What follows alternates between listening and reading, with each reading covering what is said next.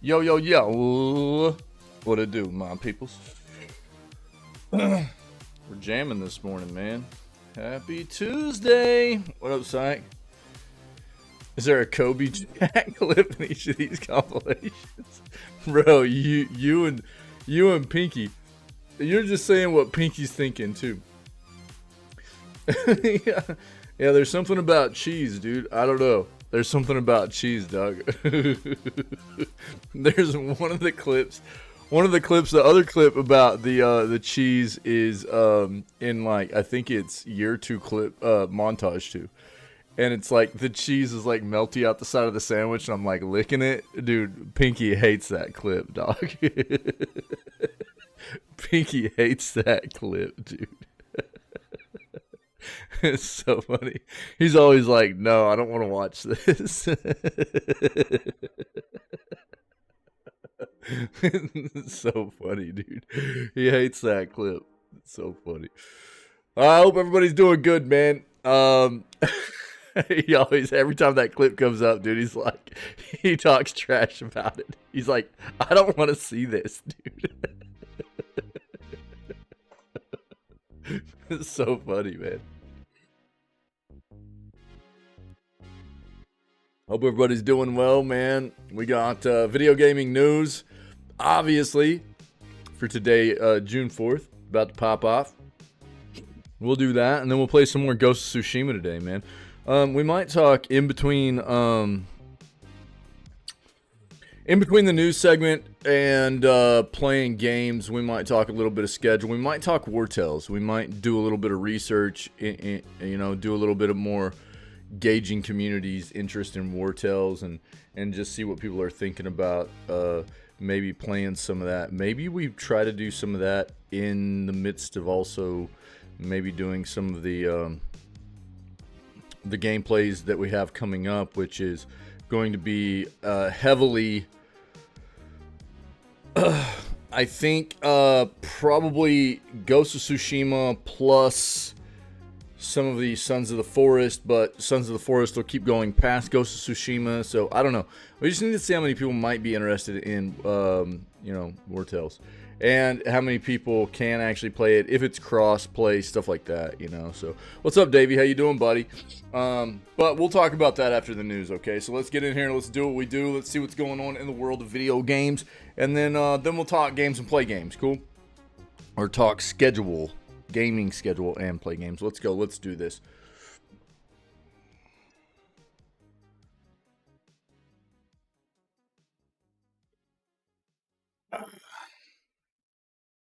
Been better? I'm sorry to hear that, brother. You all right?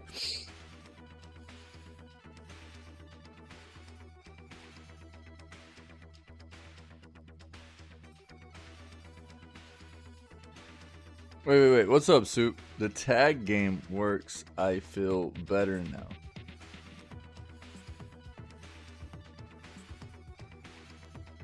Thanks. wait, what? You talk? might have a broken TV. Oh, before I even have a chance to use it, dancing and not doing too much. Oh, okay, that's what I thought you might be talking about. Yeah. You're welcome. Yeah. I know, bro. Sometimes Soup just drop in. Dude, Soup will just drop in sometimes and just drop some, like, some info on us, you know what I mean? With very little context. And I'm like, it's that left field kind of feeling, And so trying to determine exactly trying to determine exactly where Soup's coming from. I kind of had a feeling that's what he was talking about, but sometimes it's hard. This is what I'll say. About the Soup situation. He always keeps me on my toes a little bit when it comes to this kind of thing. You know what I mean? How you doing, Soup? Yo, just a second, Davey, and I'll talk to you about that. This is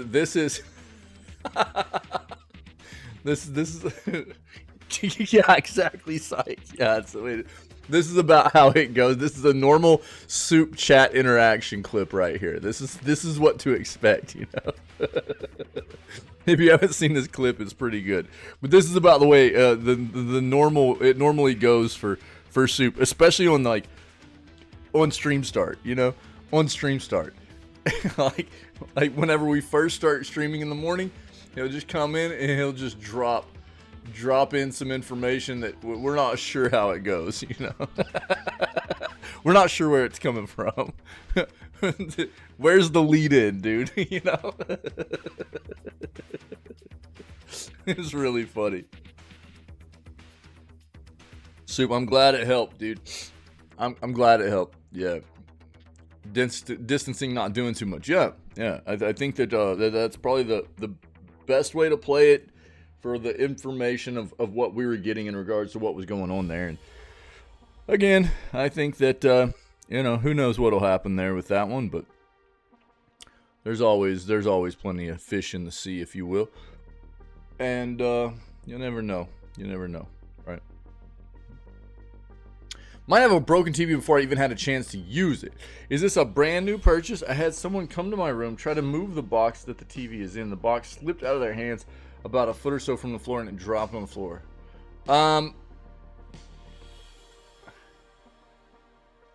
Screen, it seems and looks okay. Excuse me, noob. Settle down, McNugget.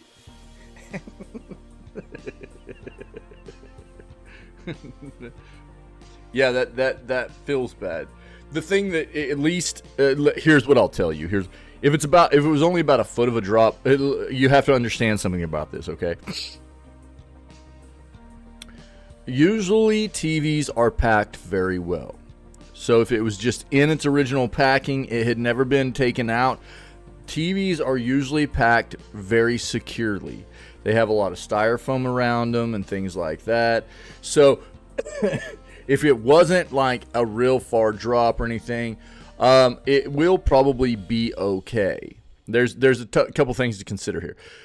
These TVs, when TVs are shipped and you know, unloaded and stuff like that, they go through a little bit of, you know what I mean, rough and tumble, if it will, sometimes. And that's why they're packed well, right? So if it wasn't a real dramatic, real, you know, distant drop or anything like that, it could be fine, right? If it's still in the original pack and everything. But you definitely need to test it, because if you just bought it and that TV's under warranty, right? Yeah. Then if it is broken, then you can put in a warranty request.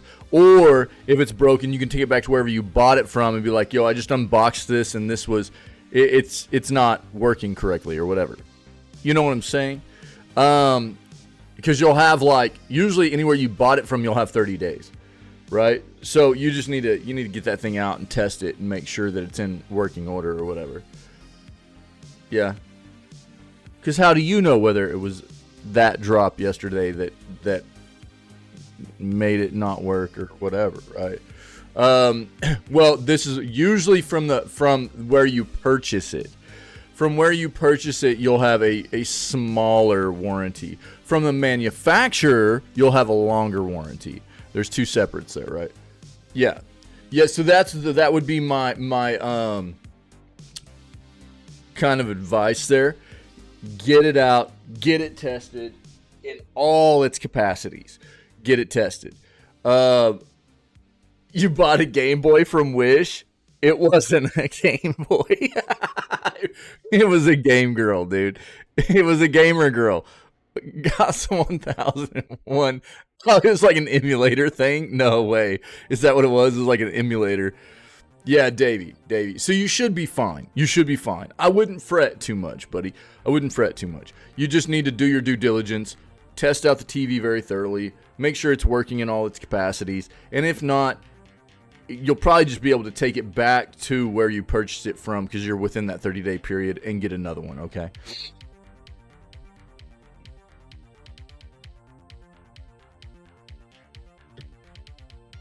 Let me know how that works out for you, though, buddy. Yeah.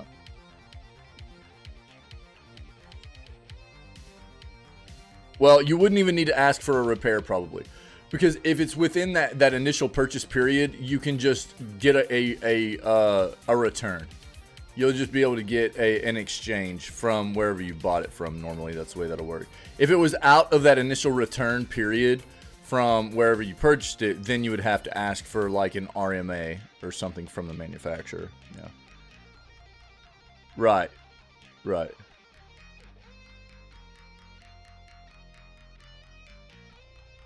Came off this shit. What is this, dude? Oh, yeah. Brother, I already know what this is. Yeah. Yeah. Yep.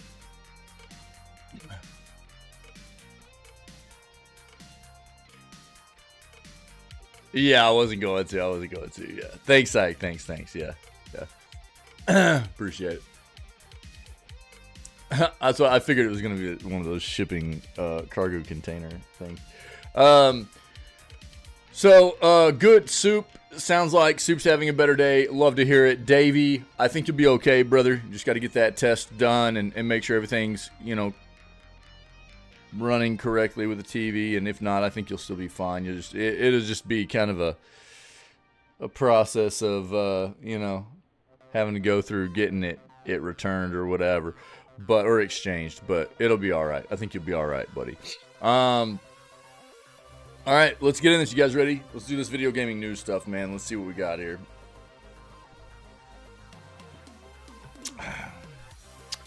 Summer Games Fest, largely focused on announcing games this coming year.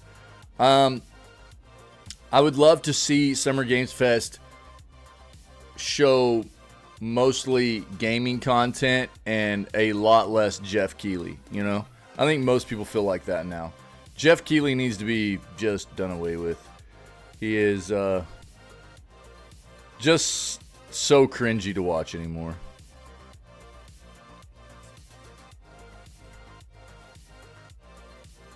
Remake of Riven launches later this month. We'll take a quick peek there.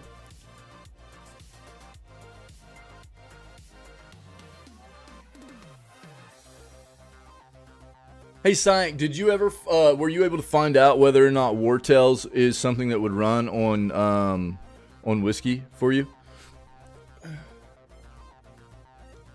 I don't know if you had time to look into it yet.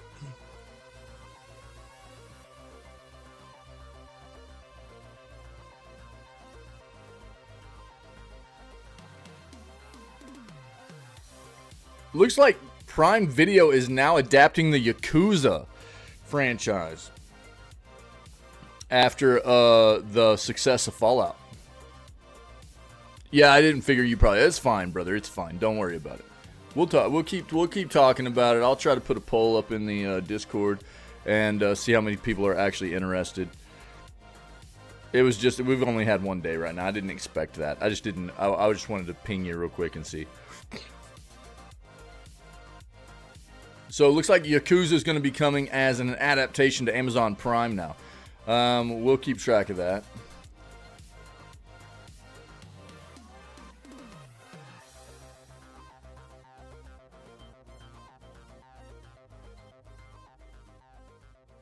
PSVR 2 players can now access games on PC with an adapter starting on August 7th.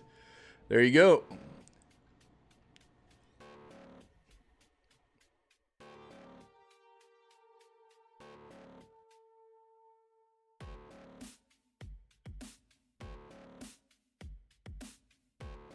Here's the trouble, though. Here's what I want to know.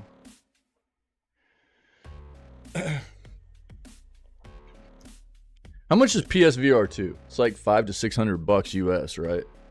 PSVR 2 is like $500 to $600.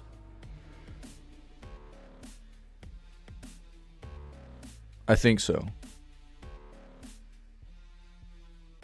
Why would people not just normally, if you're gonna want to play VR on PC? Now, obviously, people that we'll talk about this more in depth once I hit this article. But when you're talking about hardware quality on this front, like we're talking about VR, hardware quality versus, you know, the cost, right? As much as I'm not a fan of the company Meta, their VR hardware is very good. And Obviously, if you're already invested in PlayStation VR and you're a PC gamer, then you're winning because you get to use your PSVR 2 on both systems. But people that aren't already invested in playing on PlayStation and the PSVR 2, what would make them want to buy a PlayStation VR headset over something of potentially the same or better quality hardware at a lower price point, I think that's where PlayStation is going to have a hard time on this front. They want their stuff to be more consumer friendly on the PC gaming front, but I think they're kind of getting outplayed by other hardware.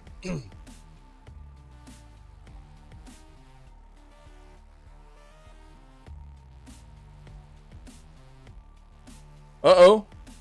Monolith's AAA Wonder Woman video game is apparently in some development struggles right now. Let's take a look at what's going on there.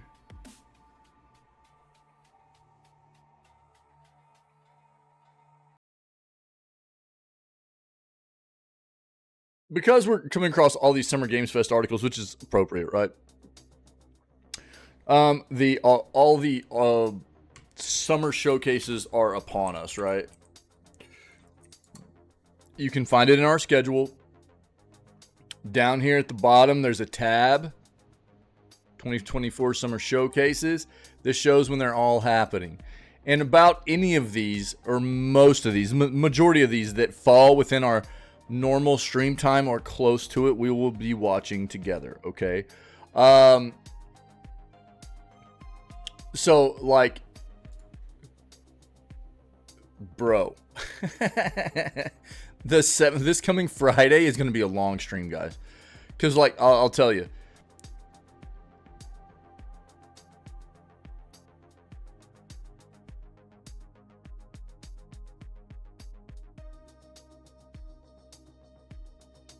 It's going to be a long stream. And that's what I've been trying to prepare everybody for. Like yesterday, I only went close to 7 hours rather than like 8 or 9. But if you look at like this coming Friday, we've got a showcase at 10 o'clock in the morning, my time. I'm talking my time, right? So channel time. This is channel time. 10 o'clock in the morning, we have one, which is like not too long after the news hits. So we'll do the news, and then after the news, we might get a couple of matches of X Defiant in or something like that. But there won't be enough time to really dive into like something like Ghost of Tsushima, okay? So expect that. And then Summer Games Fest kicks off at 4 o'clock p.m. So between probably like lunchtime and 4, so probably about 5, we'll get like 5 hours of game time in, right? There's like this big gap. But then we have Summer Games Fest, Day of the Devs, and then Devolver that night. Dude, it's probably going to be something like a 14-hour stream. Something to that effect. It's going to be a very, very, very long stream that day. And then on the 8th, right? What do we have? The 8th won't be as bad, but it'll be chocked full still. We got Wholesome Games, Latin American Game Showcase, Future of Play Direct, Women-Led Games, Future Game Show, all of that. So the majority of the day, we'll get a little bit of game time in that morning after the news, but then the day will be finished, you know what I mean, after the showcases. Can we watch anime on OA stream? No, not really. I mean, unless there's something I'm missing.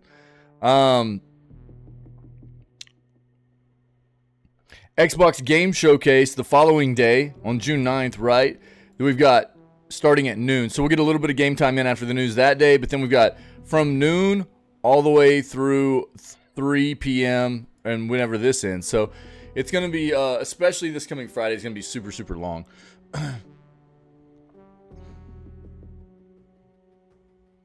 10 hours of lethal for time efficiency. What's up, Finky? We were talking about how much you love the cheese clips earlier today, you know. But just know, I mean, Friday's gonna be a stupid long stream. Like, prepare for that. There's just so much going on with the showcases. So we'll have that happening, and looks like Saturday and Sunday won't be. They'll be more like normal streams, like 8 to 9 hour streams. Friday's gonna be really long, really long. You guys are funny, dude. How's it going, brother? What's up, man?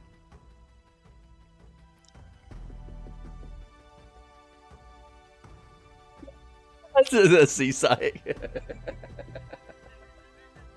Yeah, see. Bro. Wait. Hold up. Hold up.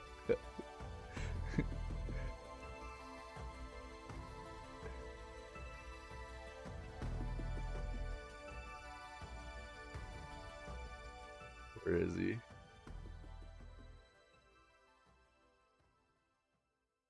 There it is. Perfect. Perfect.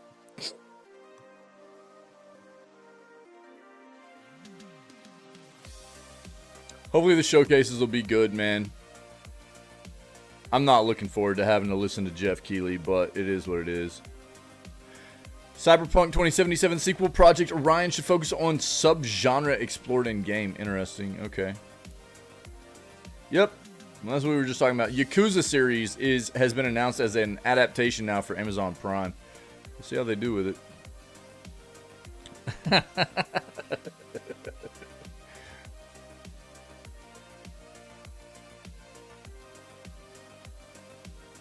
Yeah, I don't think so. Let's just look this up real quick, okay?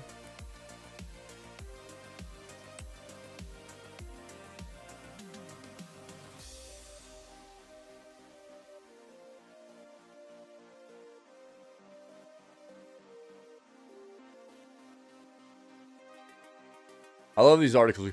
Nintendo or the Switch just quietly released the most exhilarating Star Wars games of 2024. I doubt it. I doubt it. You know,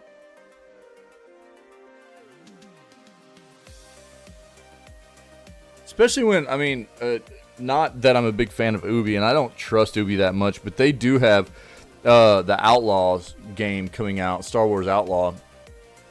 And, you know, I'm willing to bet that Outlaw is going to be a much more engaging title than Star Wars Hunters is. It's mobile, it's iOS, it's Android, and it's Switch. Hunters is. We'll see. They don't have any real reviews out yet, but we'll see. We'll see. Come on. It looks mobile. That's the thing. It looks like a mobile title. When you're talking about, like, the most exhilarating, I mean, these titles kill me, dude.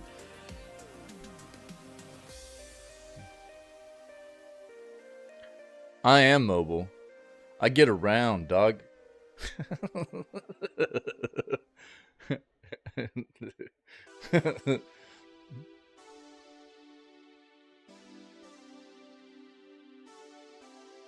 Let's make sure. Let me see this real quick.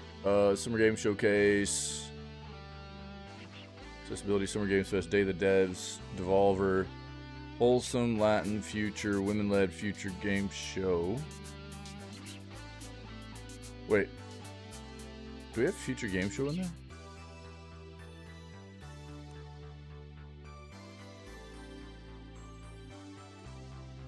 Yeah. Okay. Xbox, Black Ops, and PC. And we still don't know when Nintendo's happening yet. Yeah. Yep, we're all good. That's all we got so far. Still waiting to find out when Nintendo Showcase is going to pop off, so we'll see.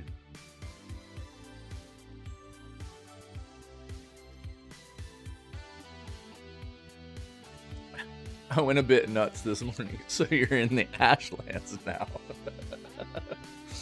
Genshin 24-hour stream? No. Genshin's dead. But there's always a chance we'll get maybe like some nice streams of ZZZ in. You know what I mean? What is this, bro? What is this? I don't think I've ever seen this. I'll have to look at this here in a bit, dude.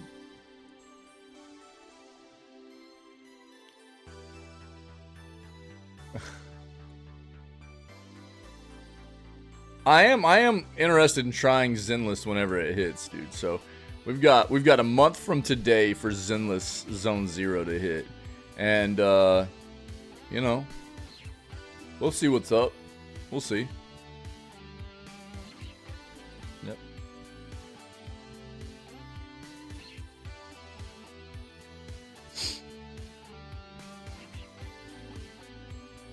Just Cause Maker has announced layoffs and closes 2 studios, unfortunately.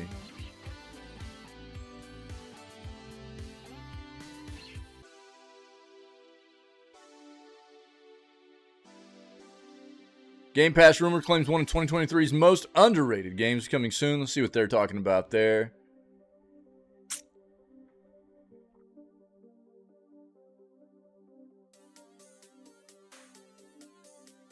Gotta be an American themed game? Wait, what? Why?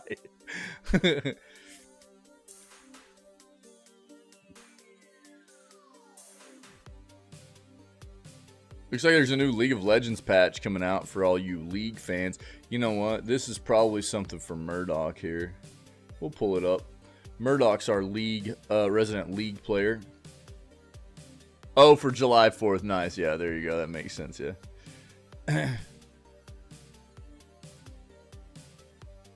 I'll just be shutting myself in my my house, dude, and trying to stay away from fireworks, so.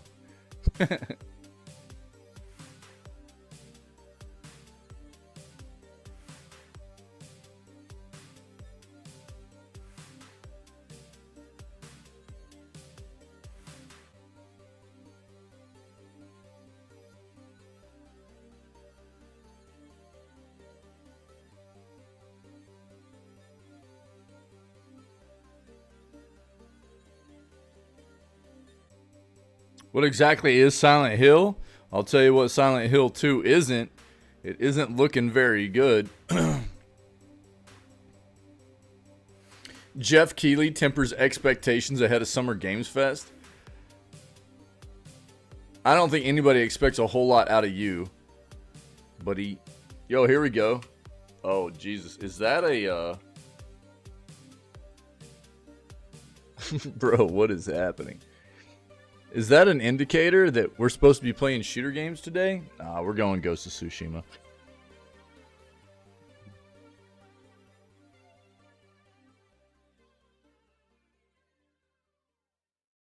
Nice, Pinky. 1 second, guys.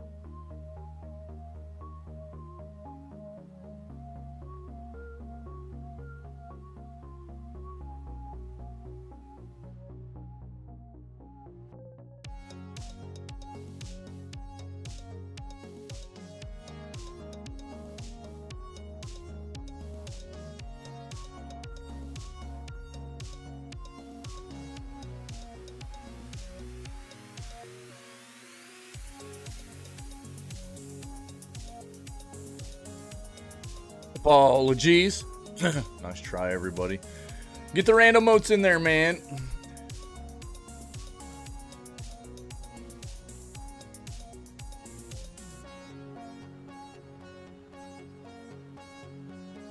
Oh, still got the yawns today, dude. I went and hung out at the pool a little bit yesterday. Got a little bit of a sunburn. Not a bad one, just a tiny bit of one.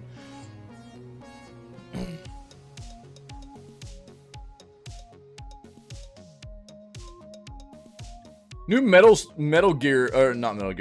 Slug game coming later this year. Metal Slug Tactics, huh? Take a look.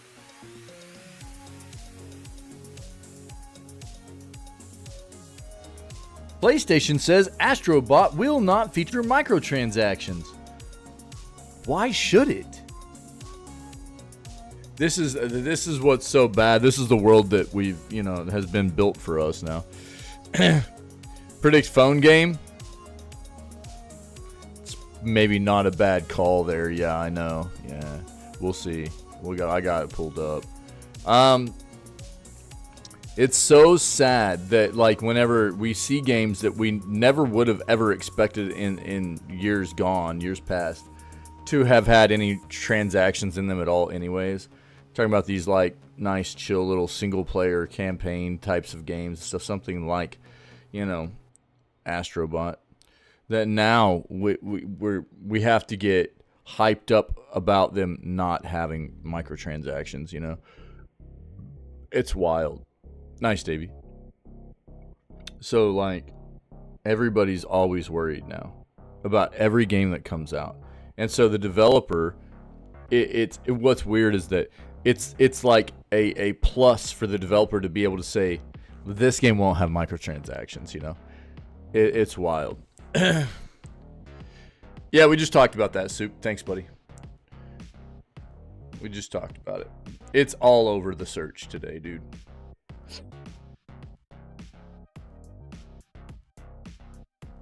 Yo. Yeah, hopefully that works out for you, Davey. I hope you have a good day at work, man.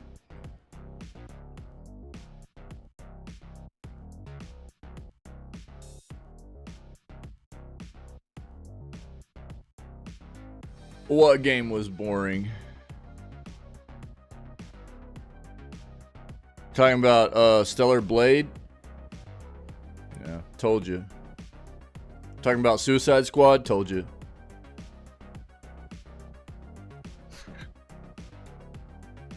New Square Enix game seemingly revealed for Nintendo Switch 2. Let's see what this is.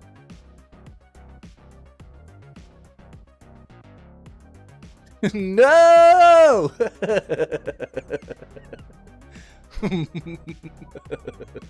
Splatoon 4 is in the works at Nintendo, says new rumor. That's not a surprise there, but we'll take a look at it.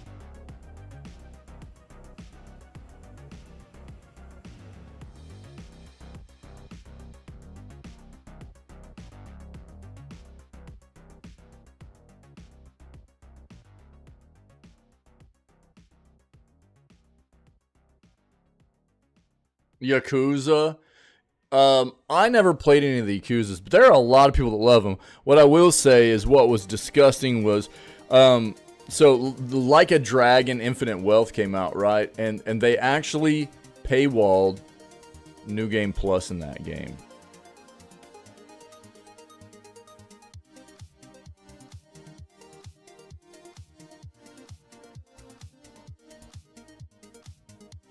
So Like a Dragon Infinite Wealth, they literally came out with a base version of the game for like $60 or $70, and then they had 2 higher editions of the game that were more expensive, and they went, well, if you buy these versions, then you can have New Game Plus, and it was just absolutely disgusting. It was like, Jesus Christ, you've got to be kidding me. Like, this is the world that's being built for us as consumers, It's just so bad. But I never played any of the Yakuza games. I know a lot of people have enjoyed them.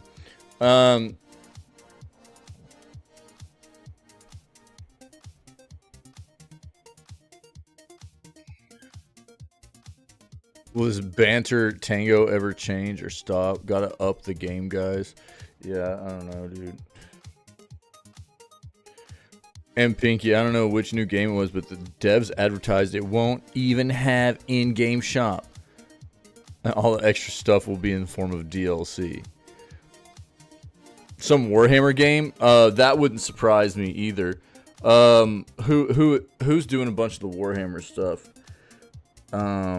Oh, brother, their name's on the tip of my tongue right now.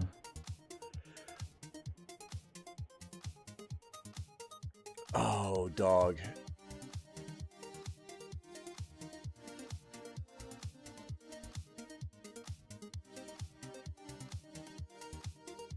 Creative Assembly, dude. It was, if I was gonna guess, it was probably Creative Assembly. doing something like that, dude. They've had a pretty tumultuous past couple of years with their community and doing some wild stuff. They've been getting review bombed for certain things on the realm of not providing, you know, the kinds of content expected, making people pay over what they really should have been for certain things, and you know, so I wouldn't be surprised if it was Creative Assembly. But yeah, I don't know. If you remember or think about what game it was or what company it was, let me know. Yeah. It's just crazy.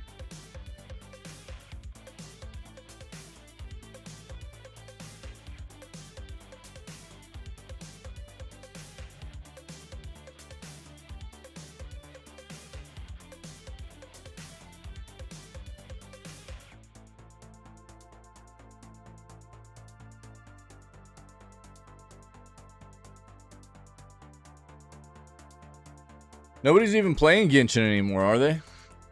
Now that there's Withering Waves, and now that we got Zenless Zone Zero coming out, Genshin's dead, right?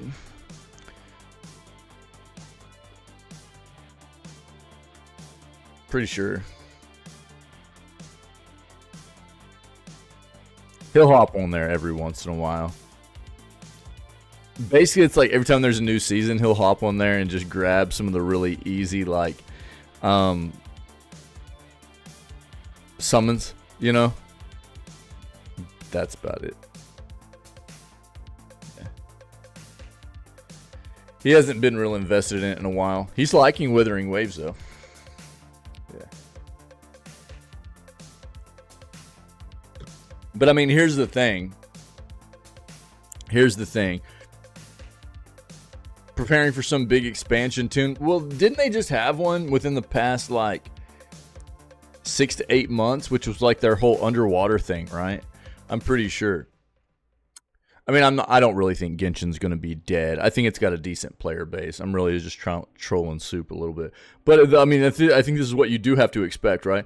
So, Hoyo is the developer behind Genshin, right? They also have Honkai Star Rail, which has taken over some of that hype around Genshin. People started playing Honkai Star Rail. And now you also have Withering Waves from a different developer that a lot of people feel like is basically a more modern, better version, combat-wise and stuff, of what Genshin is. So you're going to have people that are probably moving over to something like Withering Waves right now from Genshin because it's just a more modern take, right? Also, what you have coming out of Hoyo, the same company that makes Genshin, is Zenless Zone Zero, which is going to be their more modern take on a Genshin-like game, right? So I do think that... I don't think they're going to, like, just let Genshin die. I don't think they're going to just quit working on it or anything like that, because it's been huge for them. It's been very, very lucrative for them, and it wouldn't make sense as long as the player base is still somewhat substantial to continue to work on it. But I do think there are a lot of games coming out from Hoyo themselves and other developers that are going to be taking away from that player base in Genshin, to an extent anyways. So we'll see how that plays for Genshin anyways.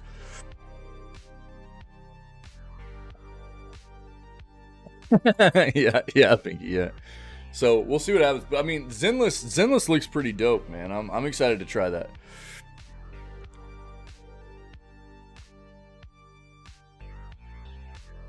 An Xbox fan figures out how to play World of Warcraft on Xbox consoles. Interesting.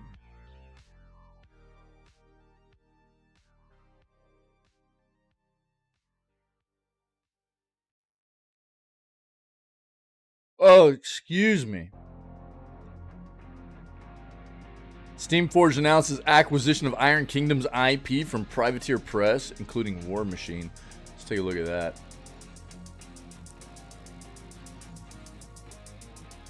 New Dragon Age Dreadwolf update points to a release of this year. If that's the case, we'll probably see something during the summer showcases, right?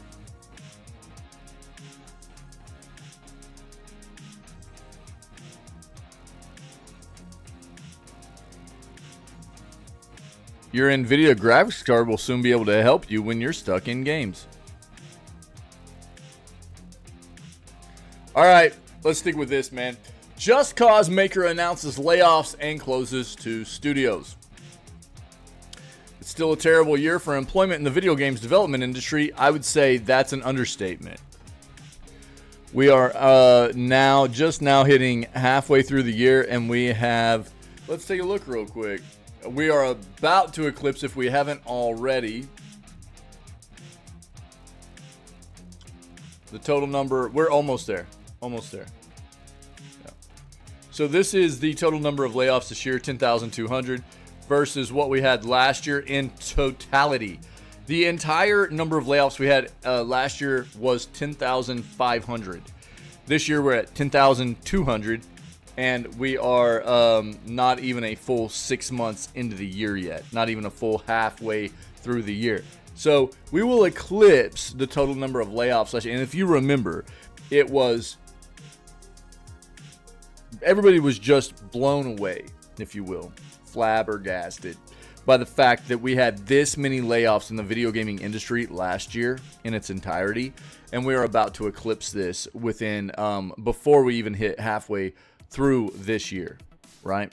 We're 5 months in right now. We'll be 6 months, obviously by the end of this month, and we're already about to eclipse this number, the total of what last year was. It's a pretty daunting look. I'll say this every time we bring up these numbers. It's appropriate to know how many hirings we're having in the industry too, as to how that's offsetting these layoffs. We don't get that number. We don't ever see that number. And it's appropriate to know that. But I don't think that the number of hirings in the industry is offsetting. I don't think that it's I think the layoffs are quite a bit outnumbering how many hirings are actually happening in the industry, unfortunately. It's a bad look, dude. Last year and now this year, way worse. Crazy. Monday, Sweden-based Avalanche Studios Group, makers of the just optioned to Hollywood Just Cause action franchise, said it was cutting 9% of its workforce. That may not sound like a lot, but Avalanche now has 3 locations: Stockholm, Liverpool, and Malmö, Sweden. Studios in New York and Montreal have been shut down entirely. The Montreal operation had only been open for 8 months. GameSpot pointed out that Avalanche's Swedish operations recently unionized. Quote, "Our focus is now on supporting all Avalanchers through this challenging time," the studio's leadership said in a statement. Quote, "We're grateful for the invaluable contributions of those leaving and remain committed to creating incredible gaming experiences for our players." This is the same default PR quote we get from every company that lays people off. Literally. The next commitment they must honor is a game called Contraband, which, similar to Just Cause, is an action-adventure set in Anything Goes Tropical Banana Republic. The game does not yet have a release date, but it is committed to a date launch on Xbox Game Pass. Video game makers keep laying off developers each quarter. Yeah. I'll give my kind of own sentiments about this entire situation after we read this, but video game development has been put through a grinder of late. At the beginning of May, Xbox closed the development studios behind Redfall, Arcane Austin, and Ghostwire Tokyo Tango Gameworks, which made literally no sense. Arcane is still a development studio because they have Arcane Lion, which was always their main studio anyways. Tango, known for doing things like earlier works, right? The Evil Within, which are bangers. Evil Within 1 and 2, great games. They're phenomenal games. And Ghostwire Tokyo, which was supposed to be okay. Not blowing people away, but okay. It wasn't bad, I don't think, from the impression I got. I didn't play it. Then into something like Hi-Fi Rush, which showed that Tango not only was, able to continue producing great software, gaming software, but was versatile enough to step out of the genre that they're known for, right? And Xbox has now dissolved this studio that was underneath them, Tango. Then they come out a week later and go, we want smaller games, you know, that are going to do better. And it's like, bro, you guys just crushed Tango. They did Hi-Fi Rush. What are you talking about? Hi-Fi Rush was not boring to most people. I'll tell you that. I think you're going to be an outlier on that one. Soup. Most people really, really, really enjoyed Hi-Fi Rush. You're going to be one of the outliers on that kind of notion. But that's the way entertainment goes. Not everybody feels the same way. The consensus around Hi-Fi Rush was that it was a very good game and it was a lot of fun. And I agree with that. I played it. I had a blast with it, as most people did. So when you're talking about from a business standpoint of wanting these types of games, and you're dissolving a studio giving you these types of games, that the consensus was it was very good, and it was very good for that studio, it doesn't make sense. Both of which were tasked to deliver first-party content to Xbox Game Pass and drive subscriptions and engagement there. Earlier in the year, Microsoft eliminated 1,900 development jobs in its Xbox division and from the freshly acquired Activision Blizzard, despite surpassing Apple as the world's richest company, valued at more than $3 trillion. Elsewhere, Relic Entertainment, maker of Company of Heroes, announced layoffs, and Take-Two Interactive, makers of the money-printing Grand Theft Auto and NBA 2K franchises, said it would fire another 5% of its workforce to save investors $165 million. Yeah, it's here's the thing with the layoffs that keep happening. I've said this for a long time now, right? I'm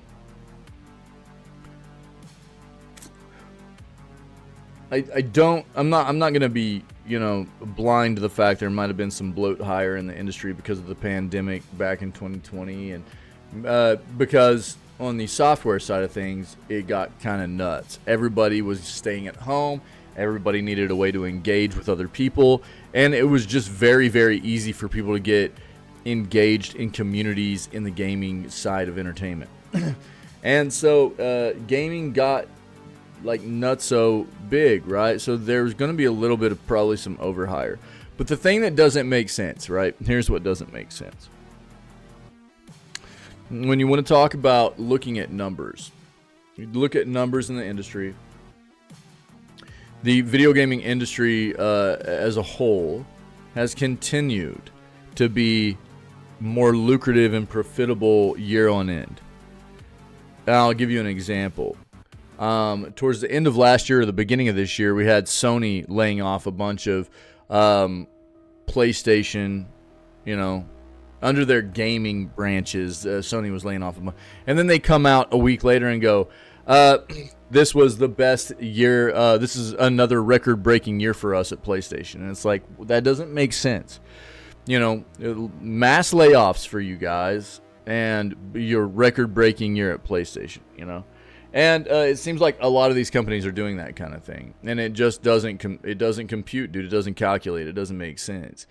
And then you've got companies like Larian, right? Independent Larian, massive gaming corporation that has done obviously something of note here late in Baldur's Gate 3. They are opening new studios, hiring more people, and going, their executives are very outspoken right now about what's been happening with layoffs in the industry and saying things like, all these layoffs are avoidable, right? These layoffs are avoidable.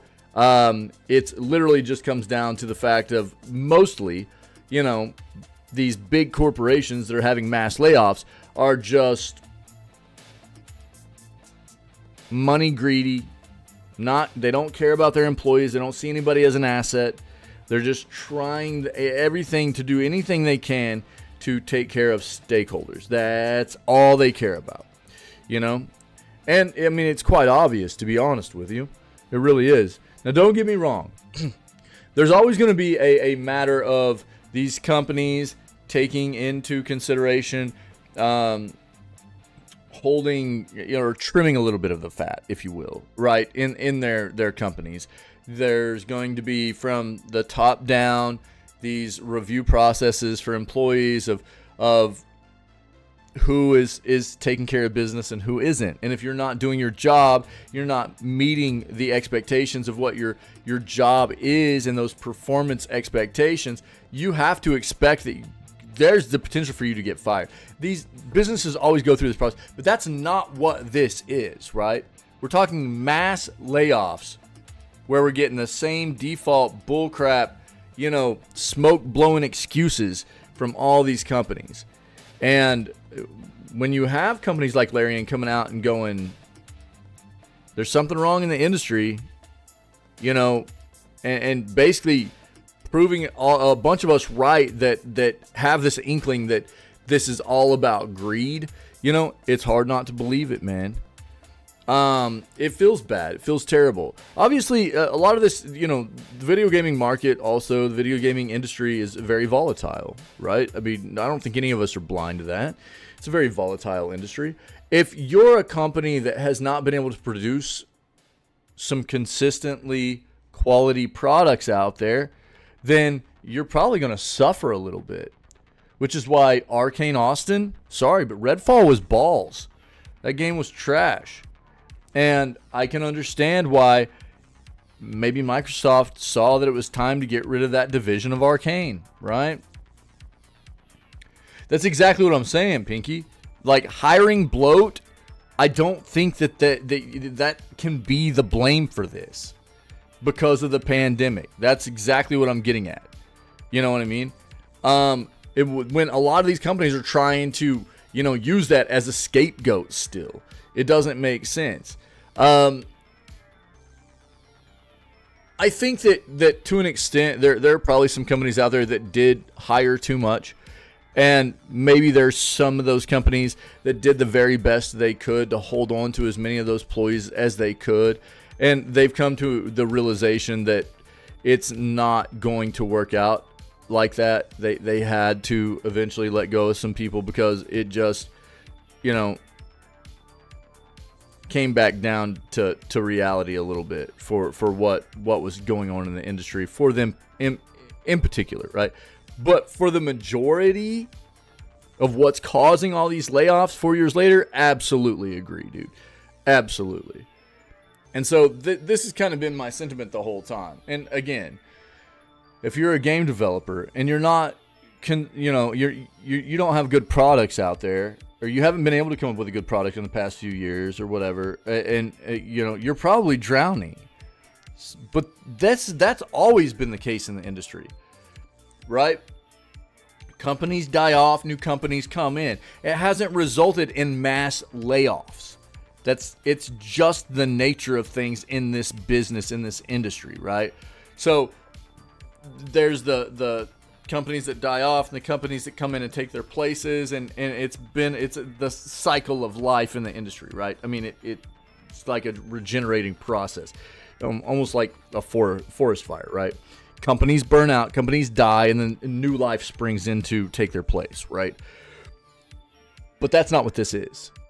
So it's a weird thing, especially considering how just daunting and terrible last year was with layoffs, and now we're already not even halfway through this year matching those numbers.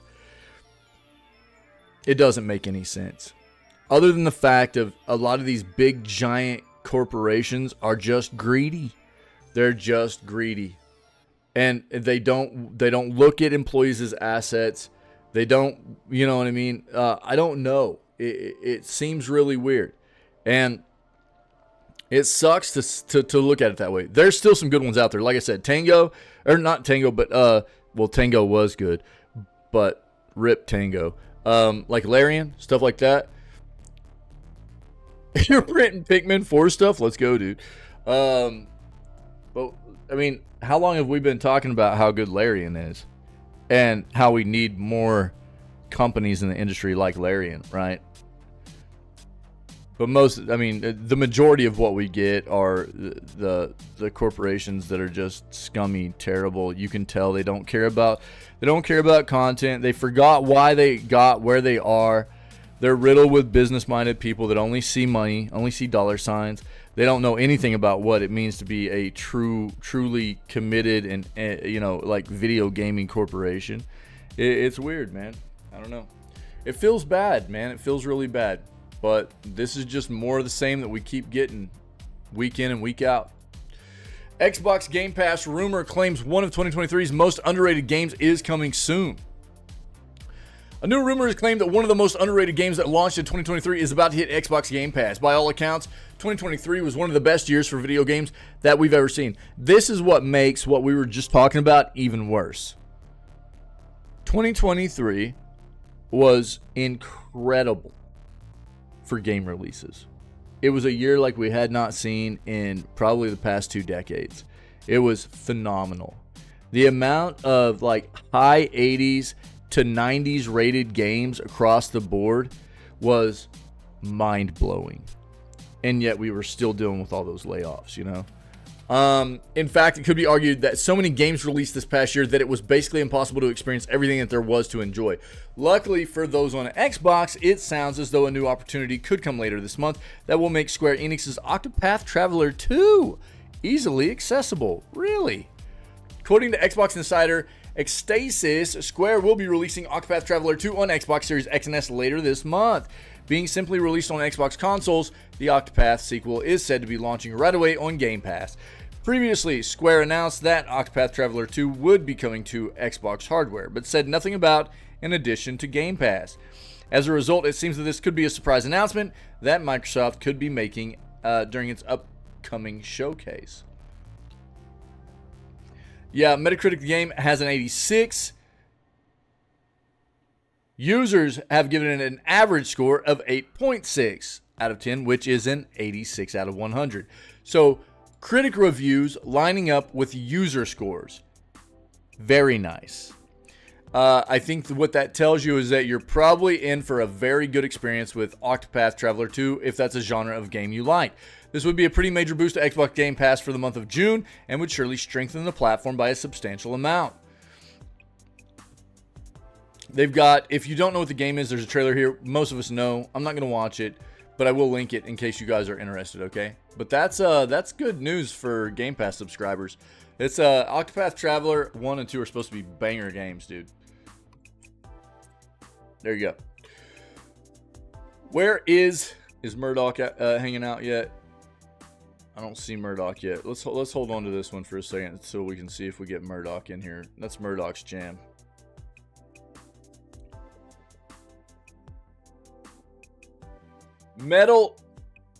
New Metal Slug game coming later this year, huh? As Pinky said, that almost sounds like it could be a mobile game here. So let's see what we got. Developer Lakir Studio has announced that Metal Slug Tactics, the latest strategy RPG game in the series, is scheduled to launch in the fall. This new installment in the Metal Slug series will be available on PS5, Xbox Series X and S, PS4, Xbox One, Switch, and PC via Steam. So, major platforms. Metal Slug is a series of run-and-gun video games renowned for its fast-paced action, vibrant pixel art, and challenging gameplay. Developed by SNK, yeah. The series debuted in '96, quickly gained a dedicated fan base. Players take control of various characters, often soldiers, and they battle through hordes of enemies. These games were very Contra-esque, if you know what Contra is. Tanks and colossal bosses across diverse, beautifully detailed environments. Known for its signature humor, frantic gameplay, and memorable characters, Metal Slug has left an indelible mark on the gaming world. A recently released Tactics trailer showcase reveals the intense, colorful, and action-packed scenes that players can expect when the game releases this fall, featuring popular characters from the series and a new tactical, grid-based gameplay setting. According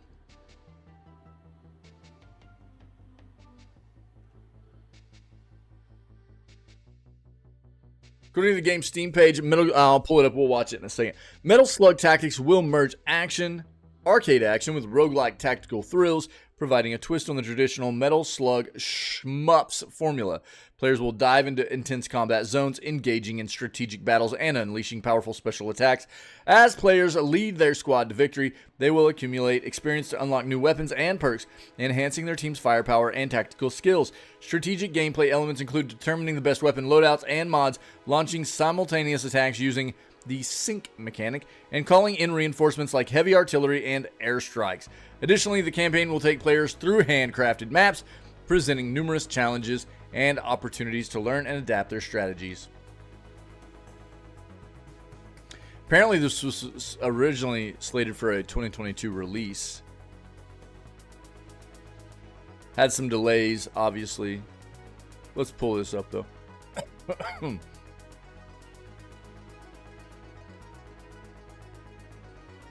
Get a look at it. I've always enjoyed tactical kind of games.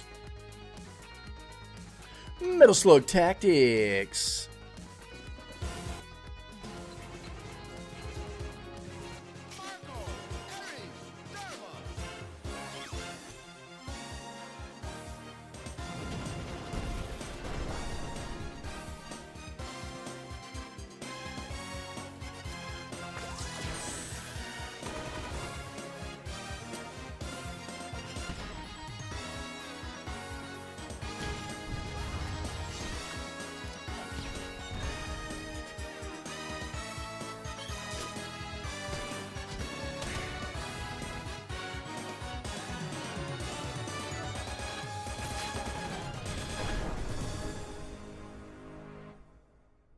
Yeah, it looks pretty good, dude, actually. Yeah, agree. I've always liked tactical kind of games anyways. So but it looks pretty cool. It does. If you need the link here. That's the link on Steam. Check it out. Oh yeah.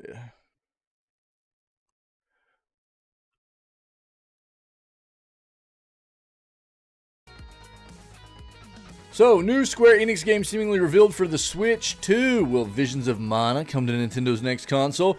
Nintendo has yet to officially reveal its new console, but it seems yet another game might have been leaked for the upcoming platform.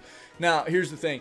Are they going to... We were under the impression maybe the PS5 Pro was going to showcase during PlayStation Summer Showcase. I can't talk this morning, Jesus.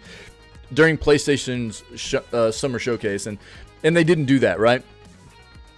But the other thought is, you know, with Nintendo having new hardware coming our way, supposedly at the beginning of next year, maybe they'll give us a little taste of that during Nintendo's Summer Showcase, right? But we don't have a dedicated date or time yet, which is to be expected, right? Nintendo never tells anybody when they're having their showcases until it's like within a day, maybe 2 days before the showcases happen, ever. So a lot of people are hopeful that we'll see something, but it might be a bit too early still yet for us to get any kind of information about the new Nintendo hardware officially. New Nintendo hardware or new Nintendo games coming out for that hardware as well. So we might be in for more of a situation just like with PlayStation and the PS5 Pro, where we will get a showcase later on in the year to announce and kind of showcase those kinds of hardware, right?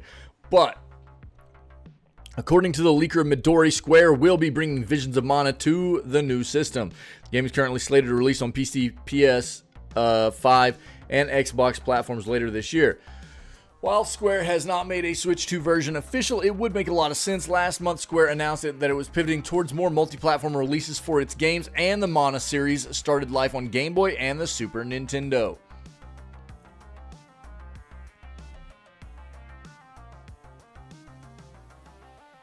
Again, we're seeing many companies switch over and have this mindset about not being all that interested in doing exclusivity anymore. It's more about getting as much of your collection on as many platforms as possible, even on release. it's kind of a changing of the tides, if you will, about the way the business tactics have been in the industry for so long. And it's just more lucrative nowadays than it used to be, I think. You know, there are more people than ever playing games, but there are more people than ever on a wide variety of platforms, meaning that the more platforms your games are on, the more you potentially stand to gain as a business from consumers, right? There are a lot of games that haven't been able to make the jump due to the Switch's technical limitations so far, like the Final Fantasy remake, Final Fantasy 15, stuff like that. Yeah, I mean, even games that we have seen be able to make the jump to the Switch, the current hardware of Nintendo, that you wouldn't expect because of the graphical fidelity of them. Stuff like The Witcher 3, Hogwarts Legacy, Mortal Kombat 1, they look terrible on Nintendo's hardware. They really don't look very good. And I would assume that many more games, like, I mean, talking about Genshin earlier, right? Genshin was a game that was always supposed to be on the Switch, if you guys didn't know that. And they've never been able to make it work right. They've never been able to release Genshin on the Switch because it just never worked right. Their hardware is so underpowered, man.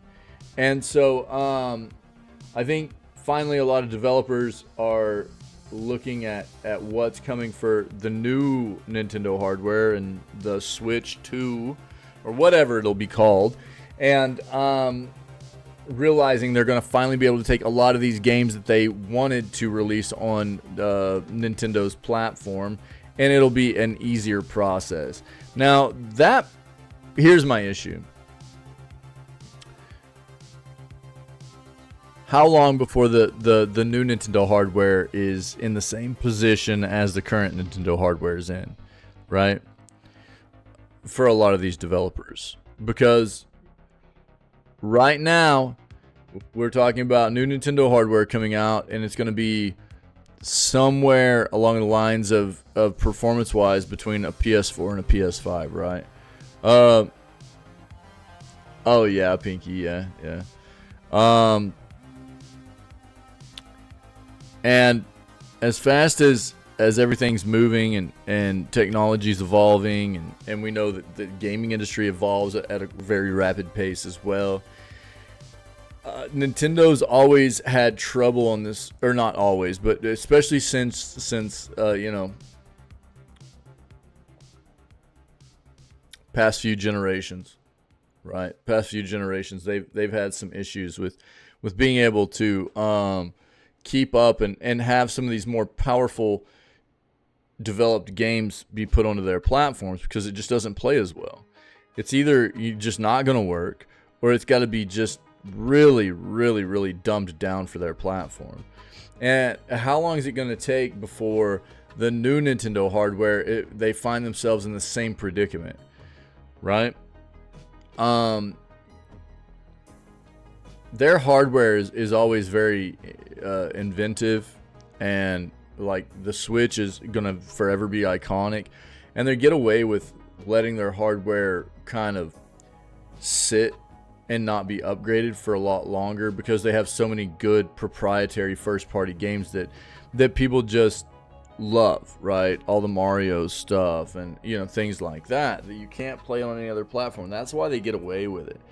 But when it comes to like wanting to have games like what we're talking about here with Final Fantasy remake or whatever on Nintendo's hardware, it's really hard to make it work. Is it? I didn't know that, dude. That's interesting. Nice. Cool. I had no idea. That's wild. So, we'll see what happens. I'm not expecting,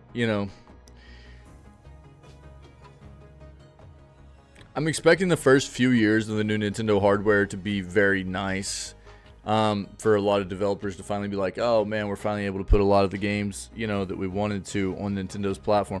But I'm not expecting it to fall off quite like the current Nintendo hardware has. And I expect the same thing from Nintendo. I expect Nintendo to go, well, it is what it is, and we're just going to keep running it.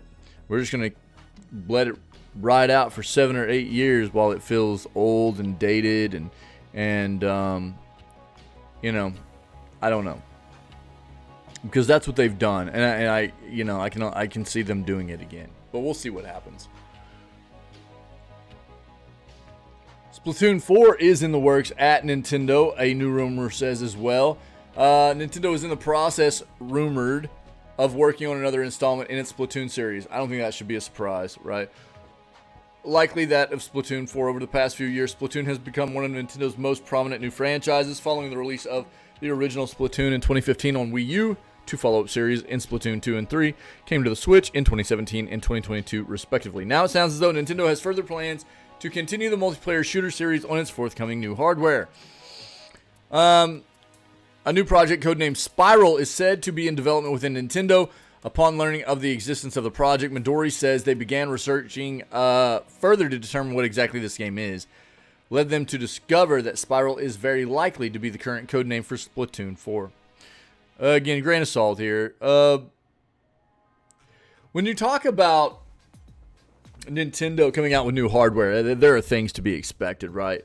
New Mario Kart, probably. Right, Mario Kart 8 has been out for almost a decade now on the past. It started on Wii U, it went to the Switch, and so new Mario Kart. You're going to expect a new Mario Kart. You're going to expect new Mario games, right? Wait, what? Team Fortress 2 community is pulling a Helldiver strat on Team Fortress 2's store page.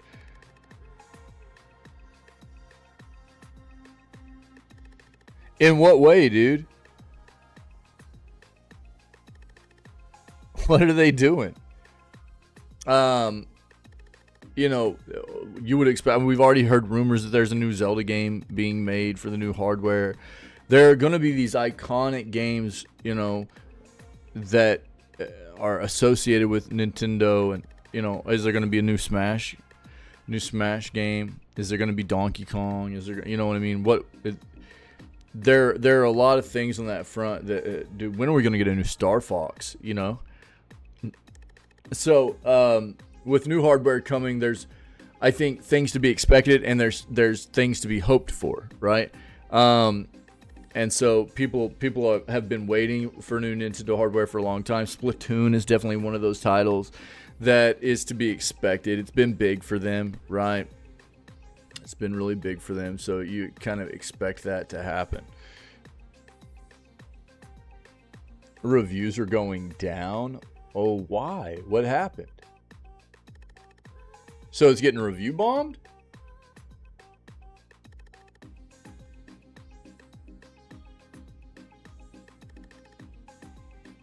I didn't hear anything about TF2 having issues. What happened?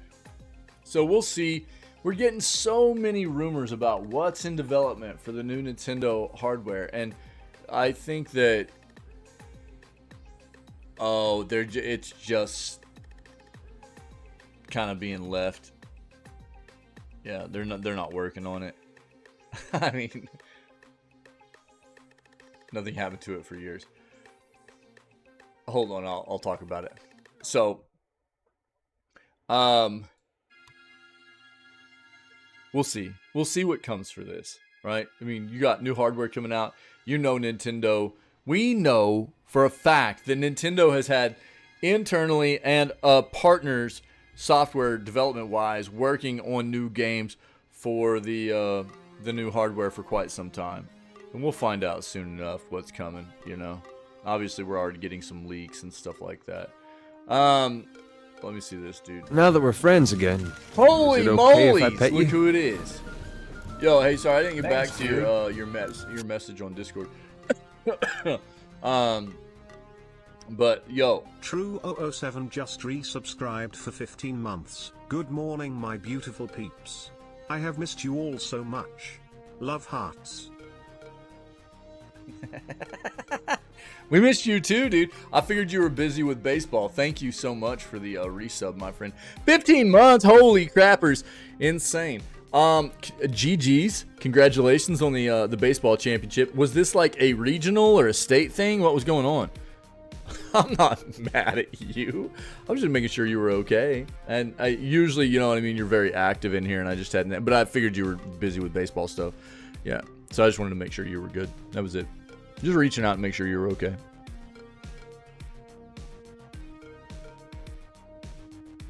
We missed you playing X Defiant this weekend, though. You know. Lost my streak. Oh no! Oh my god, dude, you did have a long streak going, didn't you? Jesus, what was it, like 160, something like that? It's crazy. Yeah. 164, yeah. Yeah, we were playing X Defiant all weekend, and I was like, oh, dude, this would be fun to play with True. But I get it. Family is more important. Jesus.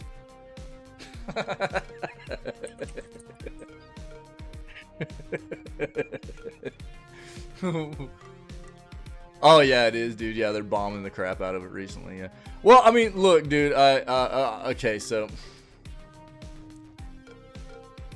bro, I think that to an extent, people have to be realistic. When was the last update for this game?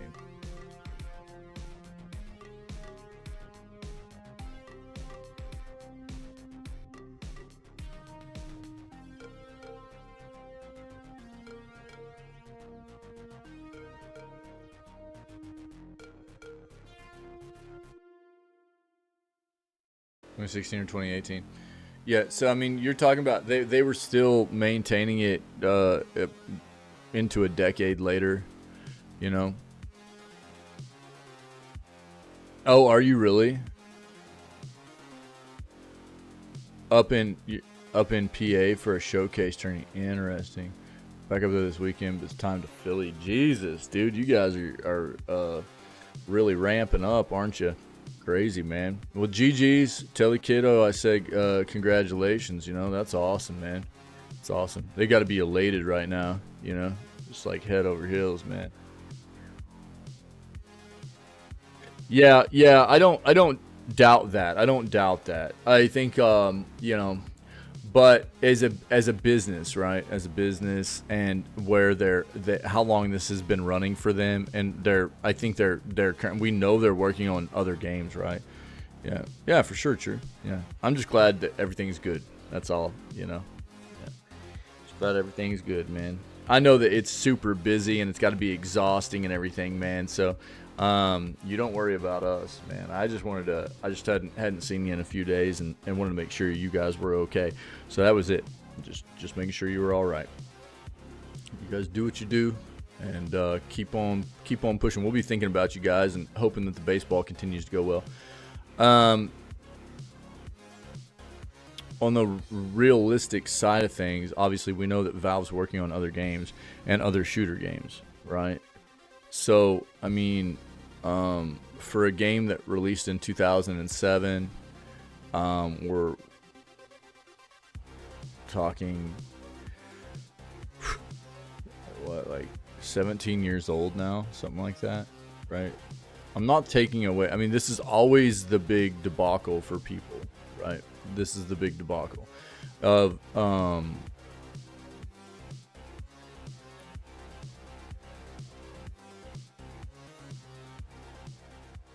even if it still has a player base, there comes a point in time where companies make a decision to kind of start working on other things and kind of take away from because they feel like maybe this game has, you know, is good where it's at. It's good where it's at, and they want to put their resources into other I agree with you.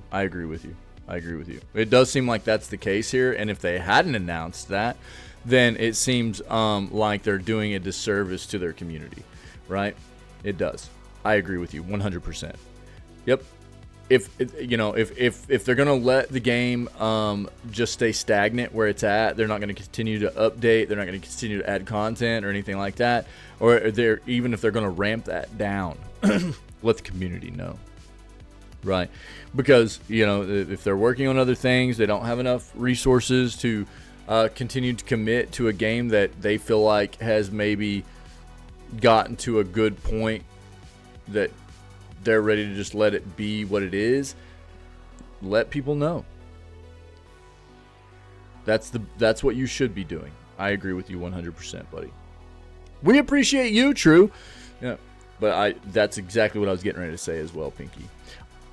This is always, I think, one of those tough things to deal with as a gamer, whenever you get that feeling that a company is kind of quitting caring very much about a game that you still care about, you know?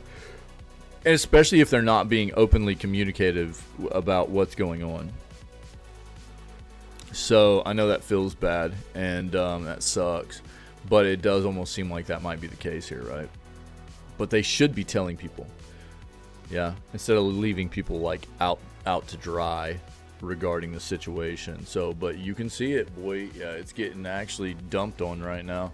28% positive over the past 30 days of almost 20,000 reviews. Yeah, they're getting review bombed hard right now. And I mean, rightfully so.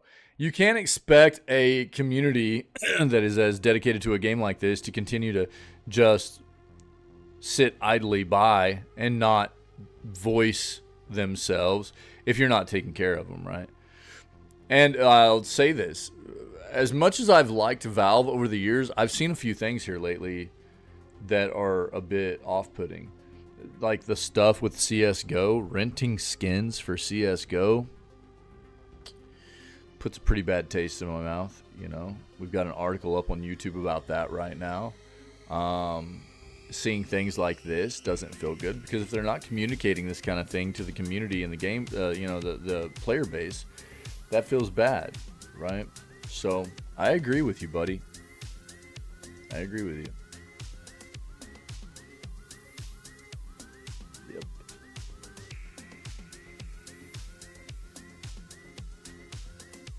An Xbox fan has figured out how to play World of Warcraft on Xbox consoles. Interesting. There's been a big question mark for Microsoft and Xbox ever since they purchased Activision Blizzard, and it was, are we ever going to get World of Warcraft on Game Pass? Are we going to get World of Warcraft on console? Right? That's been one of the big questions that a lot of gamers want to know. And this might be a little bit of a look at what's to come. Let's see what's happening here. Since Microsoft purchased Activision Blizzard, fans of World of Warcraft have been peppering the developers with questions about the MMO coming to consoles, right? Of course, players have wanted that for years, but the relatively recent acquisition has made that possibility seem more like a reality than it's ever been. The developers of Blizzard have also come out several times to say that it's thinking about porting World of Warcraft to consoles all the time. While nothing official has been announced, one player found an interesting workaround to get World of Warcraft working on the Xbox. Far from a native version of the fan favorite, but it's a step in the right direction. World of Warcraft on Xbox via GeForce Now. Really? The discovery was first spotted by Mr. Rebs on Twitter, who noticed a user on the Xbox subreddit posting a video of them playing World of Warcraft on Xbox. The user, who goes by Reaps No Evil on Reddit, posted a 3-minute video showing the process of getting WoW up and running on Xbox via GeForce Now. Essentially, what's happening is the player is using the Xbox's Microsoft Edge app to load GeForce Now and then logging into World of Warcraft. They show the settings they're running, which seems to be maxed out graphically. Of course, it's worth noting that we probably wouldn't suggest running high-level raids using this, but it's usable for questing and leveling. GeForce Now is a neat application that lets you stream PC games, but relying on it to go up against the toughest challenges in WoW seems like it would be a mistake. Also worth noting that this has been possible with other games for several years, so the application of GeForce Now on an Xbox console isn't new. However, World of Warcraft was just added to the service on May 30th, so its being available is relatively new. Ooh. You know what this is going to do, though? Let me tell you something. One of Game Pass's biggest competitors on a subscription service front is GeForce Now, right?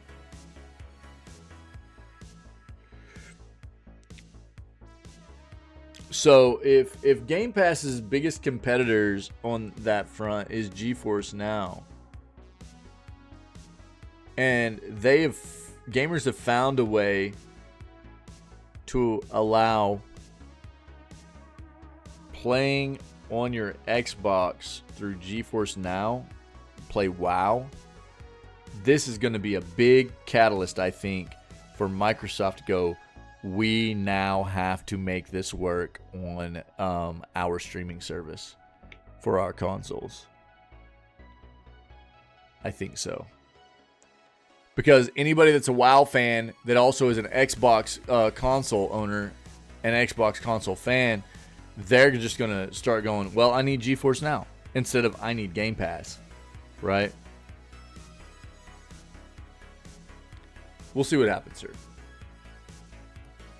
Steamforged announces acquisition of Iron Kingdom's IP from Privateer Press, including War Machine. Steamforged Games has announced they are acquiring the Iron Kingdom's IP from Privateer Press, which includes the beloved miniatures game War Machine and the Iron Kingdom's role-playing game line. The acquisition will include the Formula P3 painting and hobby brand,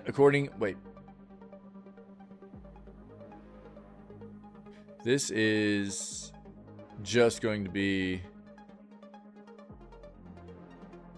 yeah, tabletop stuff. Yep. I'll let you read it if you're interested. Tabletop stuff.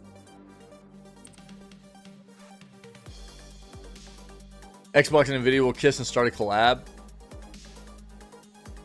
Could be. I mean, they've already kind of kissed a little bit. If you don't remember the whole debacle around what was going on with the acquisition of Activision Blizzard in the first place, right? You remember all the companies that were throwing a fit? About... so first, obviously, it was PlayStation. PlayStation was like, this can't happen, right? This can't happen. And then Microsoft, before they even had the acquisition of Activision Blizzard, started going to other competitors and other companies and going, how would you like a 10-year contract to have Call of Duty and other Activision games, Activision Blizzard games released on your platform? First of all, after PlayStation shut them down, they went to Nintendo right away. And Nintendo went, we'll take it, right? Well, after that happened, there were a lot of other companies that did the same thing. So, Nvidia being one of them, Nvidia threw a fit. Nvidia went, wah! This can't happen. This won't stand. They can't purchase Activision Blizzard. This is unacceptable. And then Microsoft went, would you like a 10-year deal? And Nvidia went, yes, please. Now we're friends. So they already kind of have something going on. You know what I mean? It's like literally the exact way it went down. You know, they started throwing a fit. So Microsoft was like, do you want a 10-year deal? And Nvidia was like, oh, yeah, cool. And then everything was fine. So Nvidia got their deal, and now they're all chummy and everything, but they do still compete, right, on that front. Nvidia, GeForce Now is one of their biggest competitors on the front of what obviously Xbox's big golden goose is Game Pass, right? So they have to look at it still in a competitive nature, but we'll see what happens there. Yeah, who knows, dude? There could be some kind of collab. Who knows? Yeah, obviously for them to, you know, Microsoft is still making money off the fact of GeForce having WoW on their platform, yeah, because it's their game, it's their label, it's Blizzard, and Microsoft owns Blizzard, and so WoW being on GeForce Now inherently means that it's being licensed out as a streamed game, you know, which there's also Ubi to be, I think. I don't know if the previous games that were already part of those companies it has to do with Ubi, or it's only the... I need to go back and take a look at the finer details of that situation. But anyways, they're making money off of it anyways. But, you know, all of this is always a numbers game, right? It's always a numbers game. And Microsoft is always going to want to have more people on their subscription service than any other subscription service. So,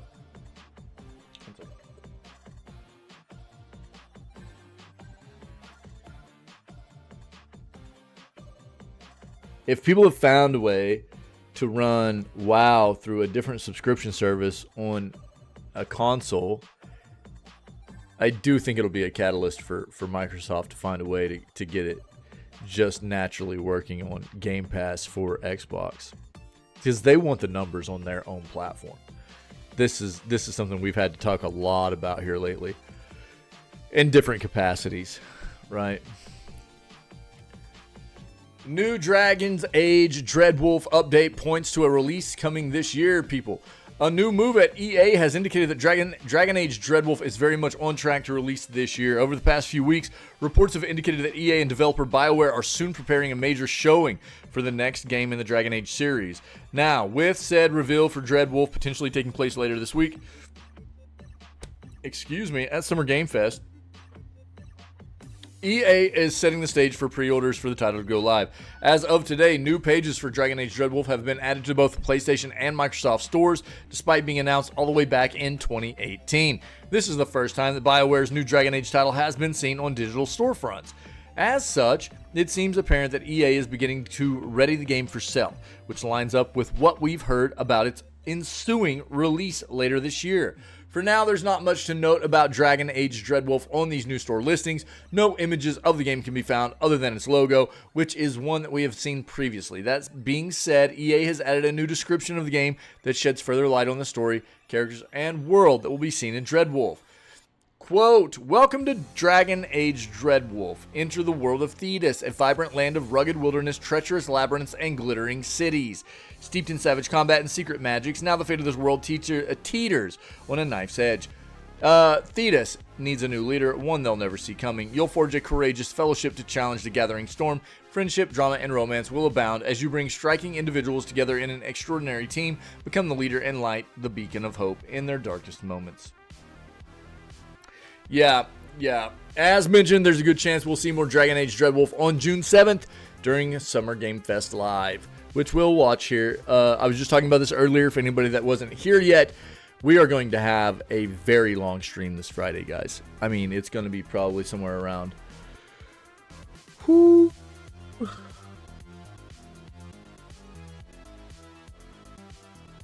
What time does it start? Somewhere between 14 to 16 hour stream. It's going to be a very long stream. Okay. Lots of showcases all the way through the day. It's just riddled. Friday is. Saturday and Sunday will be closer to like probably like 8 to 9 hour streams. We got a lot of showcases those days as well, but they'll be more like normal 8 to 9 hour streams. Friday is going to be very long, very long. We're talking like we'll do the news that morning, and then basically starting at like 10 o'clock in the morning my time. So I start at 6 with the news. We usually finish up between 8 and 9 with the news, right? And then, so we'll probably get like a couple of X Defiance in, something like that. And then it's basically showcases almost all the way through the rest of the day. 24-hour stream, let's go. Oh, brother. With all the other showcases the next day, it would be way over a 24-hour stream. It would be way over a 24-hour stream. I'd be struggling, dude. So we'll get a little bit of sleep, and then we'll go hard the next day as well. But it'll be good. Friday's gonna be. We're gonna go hard, dude. Lots of showcases. I know everybody's really excited to get to hang out with the Muppet Puppet Jeff Keighley. You know. But there'll be more showcases than just that one too. Allow 3 hours sleep break. All right, we'll see. So Dragon Age Dreadwolf, another game that apparently we are going to see during the showcases coming up this weekend. All right, guys. This is kind of wild. Your NVIDIA graphics card will soon be able to help you when you're stuck in games.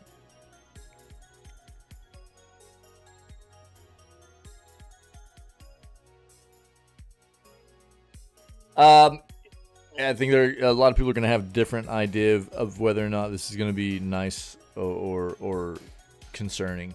NVIDIA just unveiled a new AI assistant for GeForce graphics cards. It'll effectively serve as a virtual in-game guide. If you've ever found yourself lost in the expanse of an open-world romp or puzzled at perplexing RPG lore, you'll likely be hyped for the Green Team's latest GPU tool.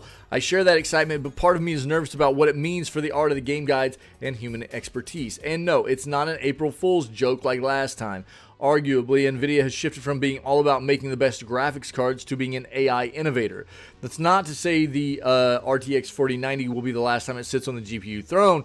Let's just say it now has bigger priorities than making your Steam games look pretty these days. Revealed during Computex this year, NVIDIA describes G-Assist. Bro.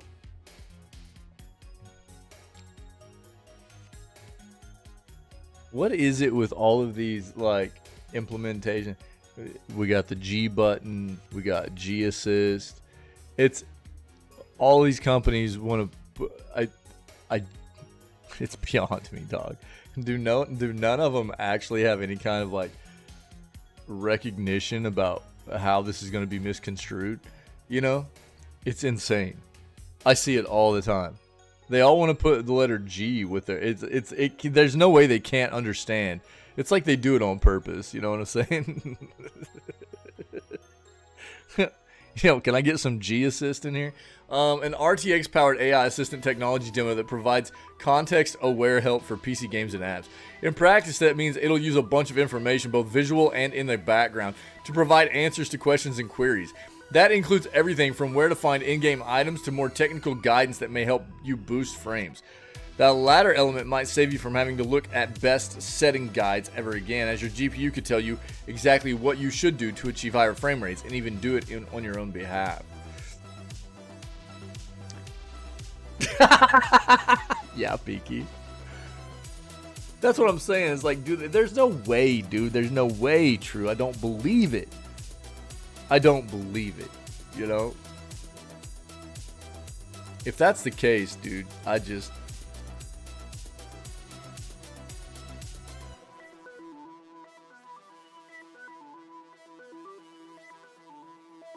can't, dude. I can't wrap my head around the fact that they name this stuff G something every time, and they can't just be lost on the context of it. There's no way.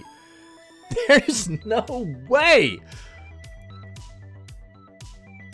In a demo video, Senior Project Manager Guillermo Simon asks G-Assist, "What's the best early game weapon and where do I find the crafting materials for it?" In Ark Survival Ascended. The assistant directly answers the first part by citing the spear, then goes on to list every component required to make it with both a text, paragraph, and voice. Jesus Christ. Really? According to NVIDIA, the data for this example comes courtesy of the developers themselves, but it's expected that it'll use a mix of dev and community information to generate answers in the future. Naturally, I'll need to take G-Assist for a spin myself before knowing if it holds up as an assistant. While the Computex demo is pretty impressive and could ultimately change the demand for game guides and system requirements online, you only have to look at the recent shenanigans with AI pins to know things can go awry.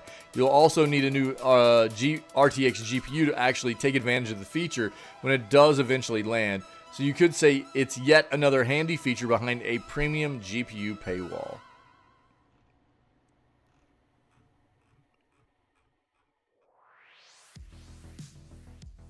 That's what I was thinking too, True, yeah. Dude, it couldn't have gone. That can't be everybody there. They can't be everybody at these places. Can it? Are these places that riddled with super nerds that just have no experience? You know what I mean?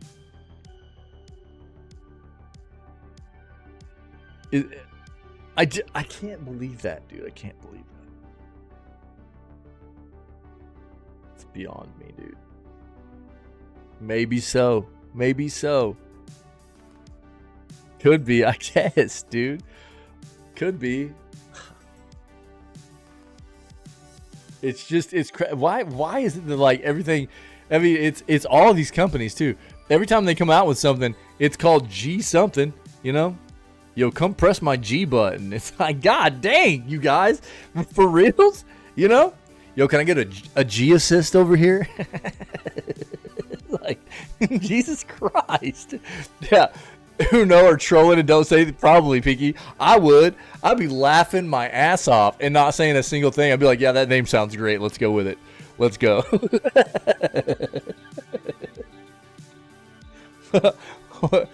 Yeah. Can I meet the person that named this, please? Because I want to thank them personally.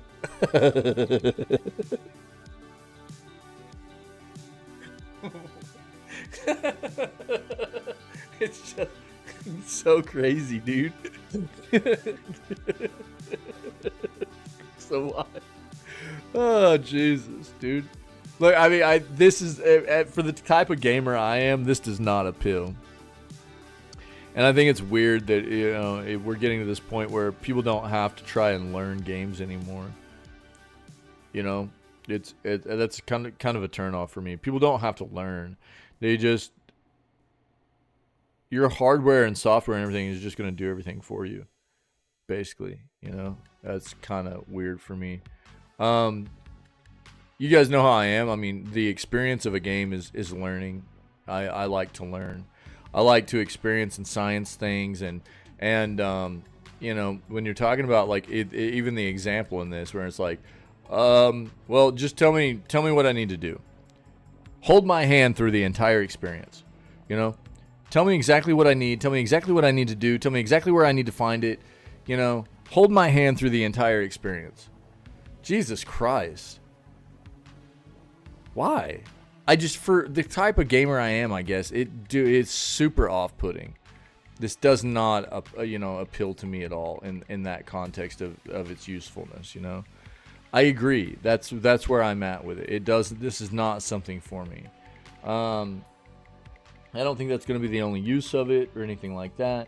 I understand that, like, for certain people, and you know, I rely on you guys from time to time when I'm playing a game. There are people that have experience in the games that I play, and I might get stuck on a certain thing or whatever, but I still try to figure things out on my own before I'll be like, all right, chat, help me out, dude. What am I missing? What do I need to do? You know, and so I'll rely on you guys from time to time, and maybe that's where it could, you know, have its usefulness and be applicable. But, you know, there are going to be a lot of people that just use it to bypass any kind of real learning a game system or anything like that, which feels weird. I don't know, personally. The remake of Riven launches later this month. The remake of Riven, the sequel to Myst, arrives in June 25th. This modernized version of the 1997 PC classic has been rebuilt from the ground up and is coming to PC and VR headsets. Reimagined by its original creators at Cyan Worlds, the game now boasts full freedom of movement, updated gameplay, improved graphics, and reworked puzzles. Also introduces new content through characters, challenges, and storytelling. Check it. Soup will finally be able to play games? Yeah, for real. Thank God you've returned. I need your help. There's a great deal of history that you should know. And for reasons you will discover, I can't send you to Riven with a way out. Once you've freed Catherine, I'll come with a linking book. She'll know how to signal me.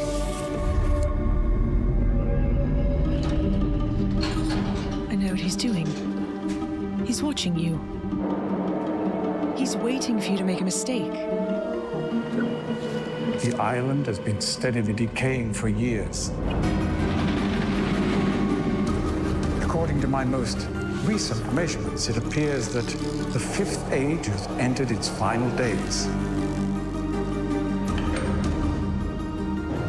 There's a very good chance, if all this goes well, that you'll be returned to the place that you came from.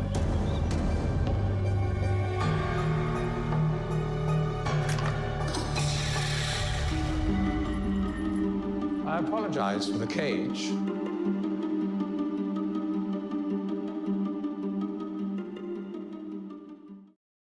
It's going to be nostalgic for people, man. Riven will be available on PC, Mac, and MetaQuest 2 and 3. To learn more about how the remake came together, writer Adam Morgan visited Cyan World and spoke to its principal creators about the game in an in-depth feature, which can be accessed in this link. Also, keep up with all the big upcoming video game remakes by checking out their handy list linked right there. All right. So, there you go. I'll link this for you in case anybody needs it.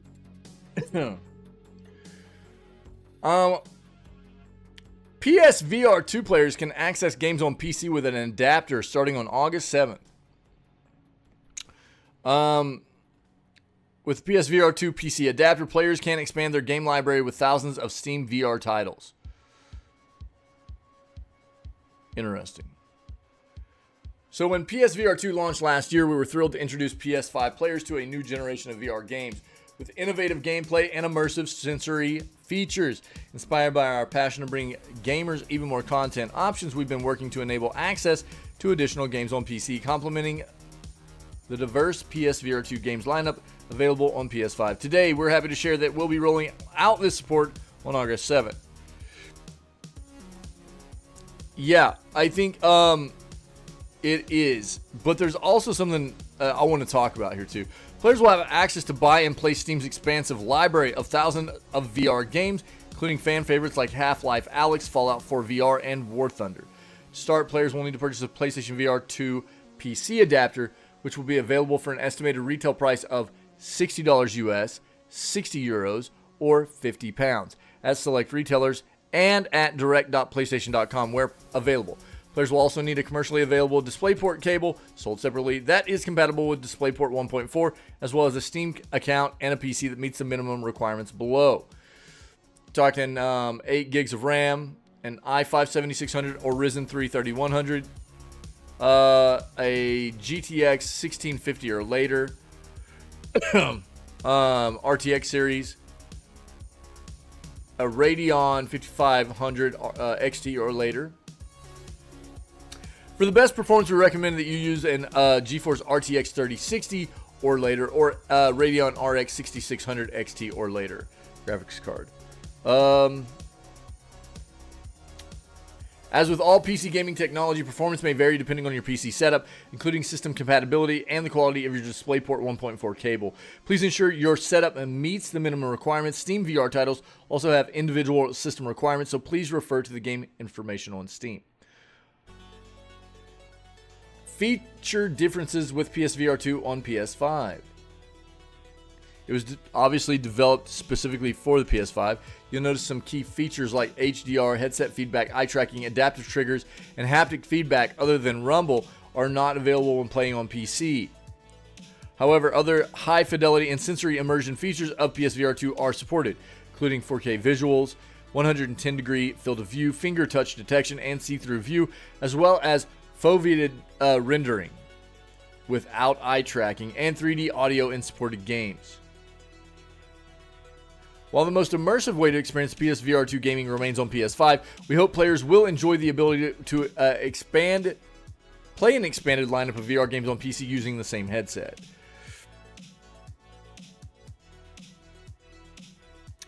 As part of the current Days of Play celebration, gamers in select regions can get $100 off PSVR 2 and the PSVR 2 Horizon Call of the Mountain bundle until June 12th. So here's my sentiments here. I think that this is good, right? This is good. But I think where this is going to benefit people the most is if they are both a PC gamer and a PlayStation gamer. Sony's doing this whole thing where they're trying to make all of their products more PC compatible, quicker released on PC, their peripherals, hardware, things like that more compatible with PC, and understandably because it's a more lucrative thing for them to do. I think that it's taken them too long to realize that this is where they needed to go. I've talked about this for a long time now. I think this is a good play, but when you talk about this in relation to something like obviously, if anybody is a PS5 owner and they already have PSVR 2, then all you would need is a $50 adapter to also use this on their PC, right? If they have a PC. But when you're narrowing this down to taking into consideration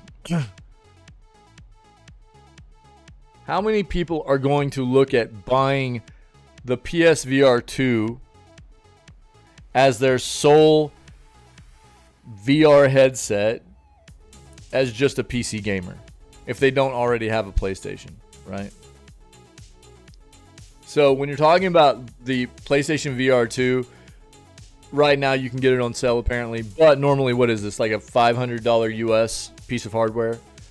And you need an adapter for it, right? Which puts it closer to probably like $600, yeah? And I am not a fan of Meta. I don't like that company. I don't think it's a good company, but I think they make great VR hardware, right? So when you're talking about just being PC compatible hardware and take away the PlayStation side of things, right? Obviously, it's created first and foremost for PlayStation. So for them to make this jump into making it also compatible for PC, it's a smart move. I'm not taking away from that. Don't get me wrong.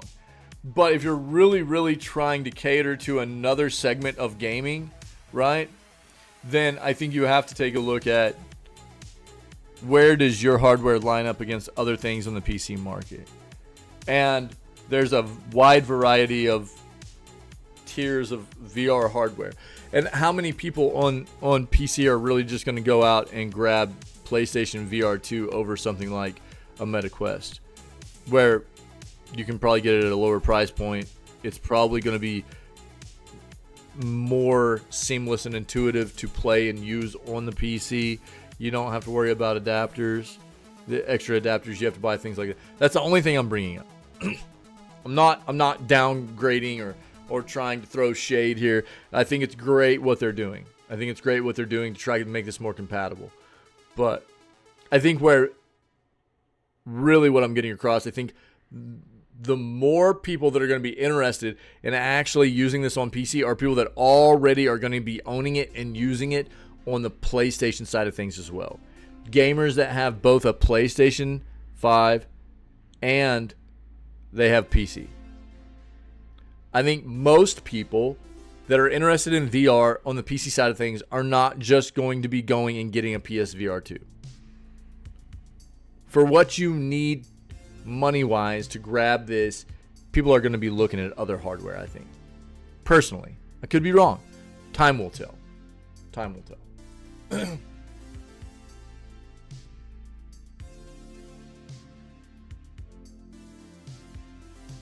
Yeah, thanks for it. You like my noggin? What up, Reject? We're having a great day, brother. Great day, as always. It's even better now that you two are here. You know what I'm saying? It just gets better and better. What's up, guys? But this is a smart move, and we knew this was coming, right? We knew this was coming, but it's good. It's good for them. It's smart by them. It is. Monoliths. Well, hey, Ferret, if you didn't catch the news, Dragon's Age Dreadwolf is coming out, which I know you don't really probably care that much about. What you will care about is that it does appear to be releasing soon, which means one of the series that you do like is probably going to be ramping up development, right?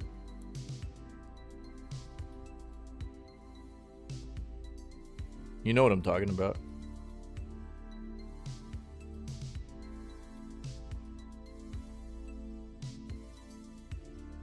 Yeah, so we read an article this morning, right here, that it looks like Dragon's Age Dreadwolf is releasing this year. So we're probably going to see something this weekend in the showcases, probably on Friday. So if Dreadwolf is releasing this year, after release, you can probably expect Mass Effect to start ramping up some kind of development on their next project. That's what I would assume anyways. Yeah. Monolith's Wonder Woman game is reportedly undergoing troubled development. Yikers. Yep. Yeah, I'm not, I think probably for me, if I was going to go with I mean, I'd be quicker to buy in personally, but I'm an outlier, I think, really, when it comes to really paying attention to the companies that I'm not a fan of and not being willing to buy into their products because of who that company is. I don't think most people in the gaming industry look at it the way that I do. I'm not saying everybody. I know we have people in this, community that do that, but I don't think a lot of people are the same way that we are. And so I would probably be quicker to buy into a PlayStation headset than I even would be a Meta headset, because I hate Meta or Facebook or Fluffy Rainbow Kitten, Sweet Baby Ray's. You can call them whatever you want. I don't care, dude. So, personally, I'd probably be faster to buy into a PSVR 2 headset. But if I'm going to spend that much money, I'm just going to go with like a Valve setup or an HTC Vive or something like that. I'm just going to go the full Monty, dude. Let's see what's going on here.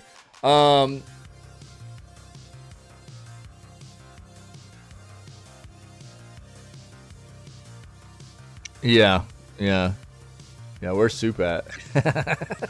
It's been a long time since gamers have heard anything about Monolith Productions' Wonder Woman project. Turns out there may be a troubling reason why that may be. That is, if word from former IGN employee and current Kinda Funny host Greg Miller is to be believed.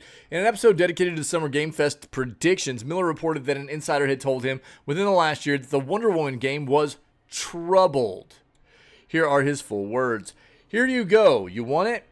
You want the exclusive? I'll give you my Jeff Grubb information. In the past year, because I'll leave it ambiguous, I've talked to an insider who was like, this game is troubled. That's it. That's all I'll say. So I don't hold out hope that it's in a place to show something. For those who are unfamiliar with the project, Wonder Woman was initially announced back at the 2021 edition of the Game Awards. The reveal took the form of a 40-second CGI trailer that was narrated by Hippolyta, Wonder Woman's mother. Outside of sharing that, Monolith Productions, the developers behind the Middle-earth series, would be taking on the project. Not much else was shown, and in the time since, they have remained radio silent. Yeah, the reason some people are excited about this game is that it's going to use the Nemesis system, right? Yeah, I mean, that's the way most people are, right, Pinko? The most cost-efficient option at the best hardware at the best price point, right? Still have the first OG HTC Vive, and you're happy. I'd love to hear that, dude. Yeah. VR said that came to the Quest 2 for me. Yeah. So the Quest 2, I've even said this. The Quest 2 is a setup that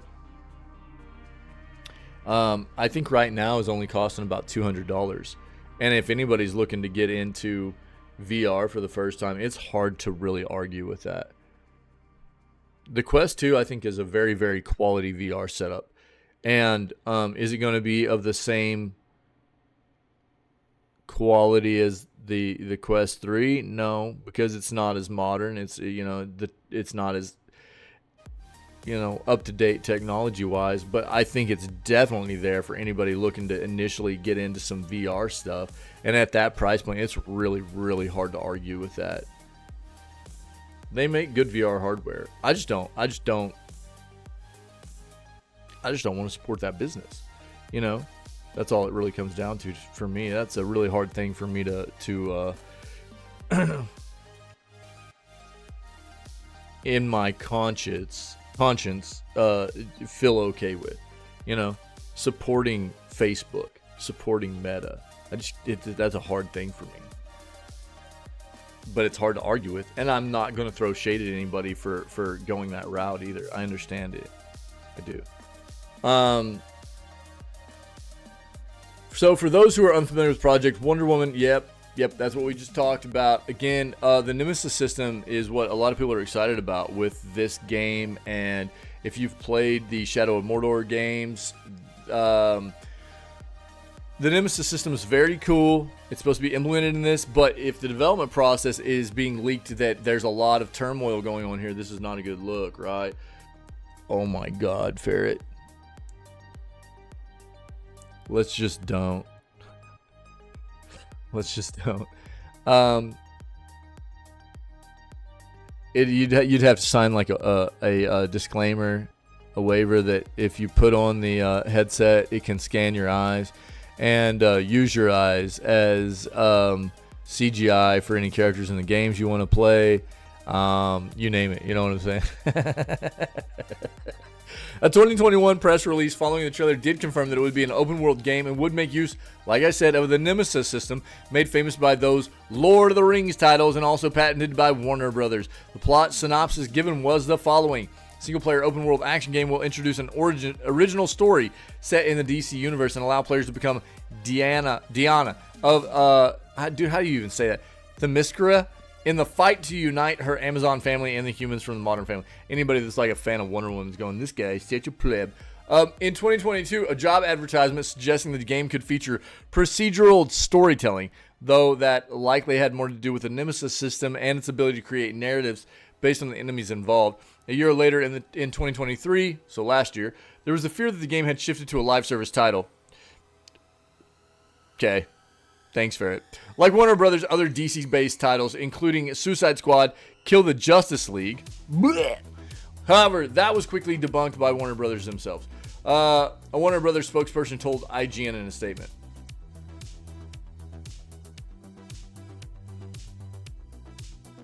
Yeah. April of this year marked an entire 850 days since the game was initially revealed. Nothing has been shown since, and that number has only grown. With Summer Games Fest on the horizon and predictions slowly filtering in, it seems likely gamers can cross off Wonder Woman from their lists. In the interim, Multiverses does have a playable Wonder Woman character, as well as a hilarious pot shot at the flop that was Black Adam. Yo. There's a lot of stuff coming out from underneath Warner Brothers that looks pretty bad, dude. This is another one of those companies that I feel like is just more interested in baiting people into their universes they have, you know? It's unfortunate. They've got a lot of great IPs, a lot of great characters, and Themyscira. Thanks, buddy. Just like, I called Suicide Squad. I knew what it was going to be. A lot of people did. And tried to warn people. Soup. But, you know, it's one of those things. It's hard for people to hold off when it's in a universe that they really enjoy. And Warner Brothers has a lot of that. They've got a ton of that. Ton of those universes, ton of those IPs and franchises, characters and stuff that people just love. And they're not as interested, in my opinion, in making great quality content as they are baiting people into just buying subpar content based on the premise of these worlds that they hold the licensing to. It's unfortunate. Doesn't look like Wonder Woman's doing very well either. Sounds pretty bad right now. We'll keep track. League of Legends. This is the last thing we have for the day, by the way. Dude, is doesn't look like we've got... Okay. I'll have to hit up Murdoch. I was trying to wait to see if Murdoch was going to show up because this is his jam. But League of Legends patch 14.12, details, release date, and what to expect. Any League fans out there, here you go. Patch 14.12 is scheduled to go live on June 12th, marking the halfway point for the 24 planned patches throughout the year. It's said to focus on metagame balances, meaning that many of the game's champions should see some significant changes. First, it should be mentioned that some of these details are subject to change, as they are currently being tested in the League of Legends PvE staging realm. But generally, they will be the changes coming to the game. Yeah, buddy, no worries. And they list a ton of it right here, okay? When does the patch go live? Looks like 14.12 set to go live on June 12th. The times, 3 a.m. Pacific, 5 a.m. GMT, 3 a.m. CET, and 8 a.m. KST, all right? And you can look at everything else, the items, the some of the other character changes, stuff like that, all right? But here you go. I'll link this to Murdoch. He'll want this. If he doesn't already, hasn't already seen it. There you go. A little bit more information in there if you want it.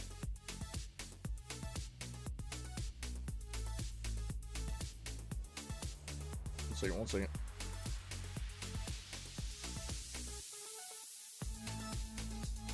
Bam. Bam, bam. All right, man. Let's do this. That's the news, my dudes and dudettes.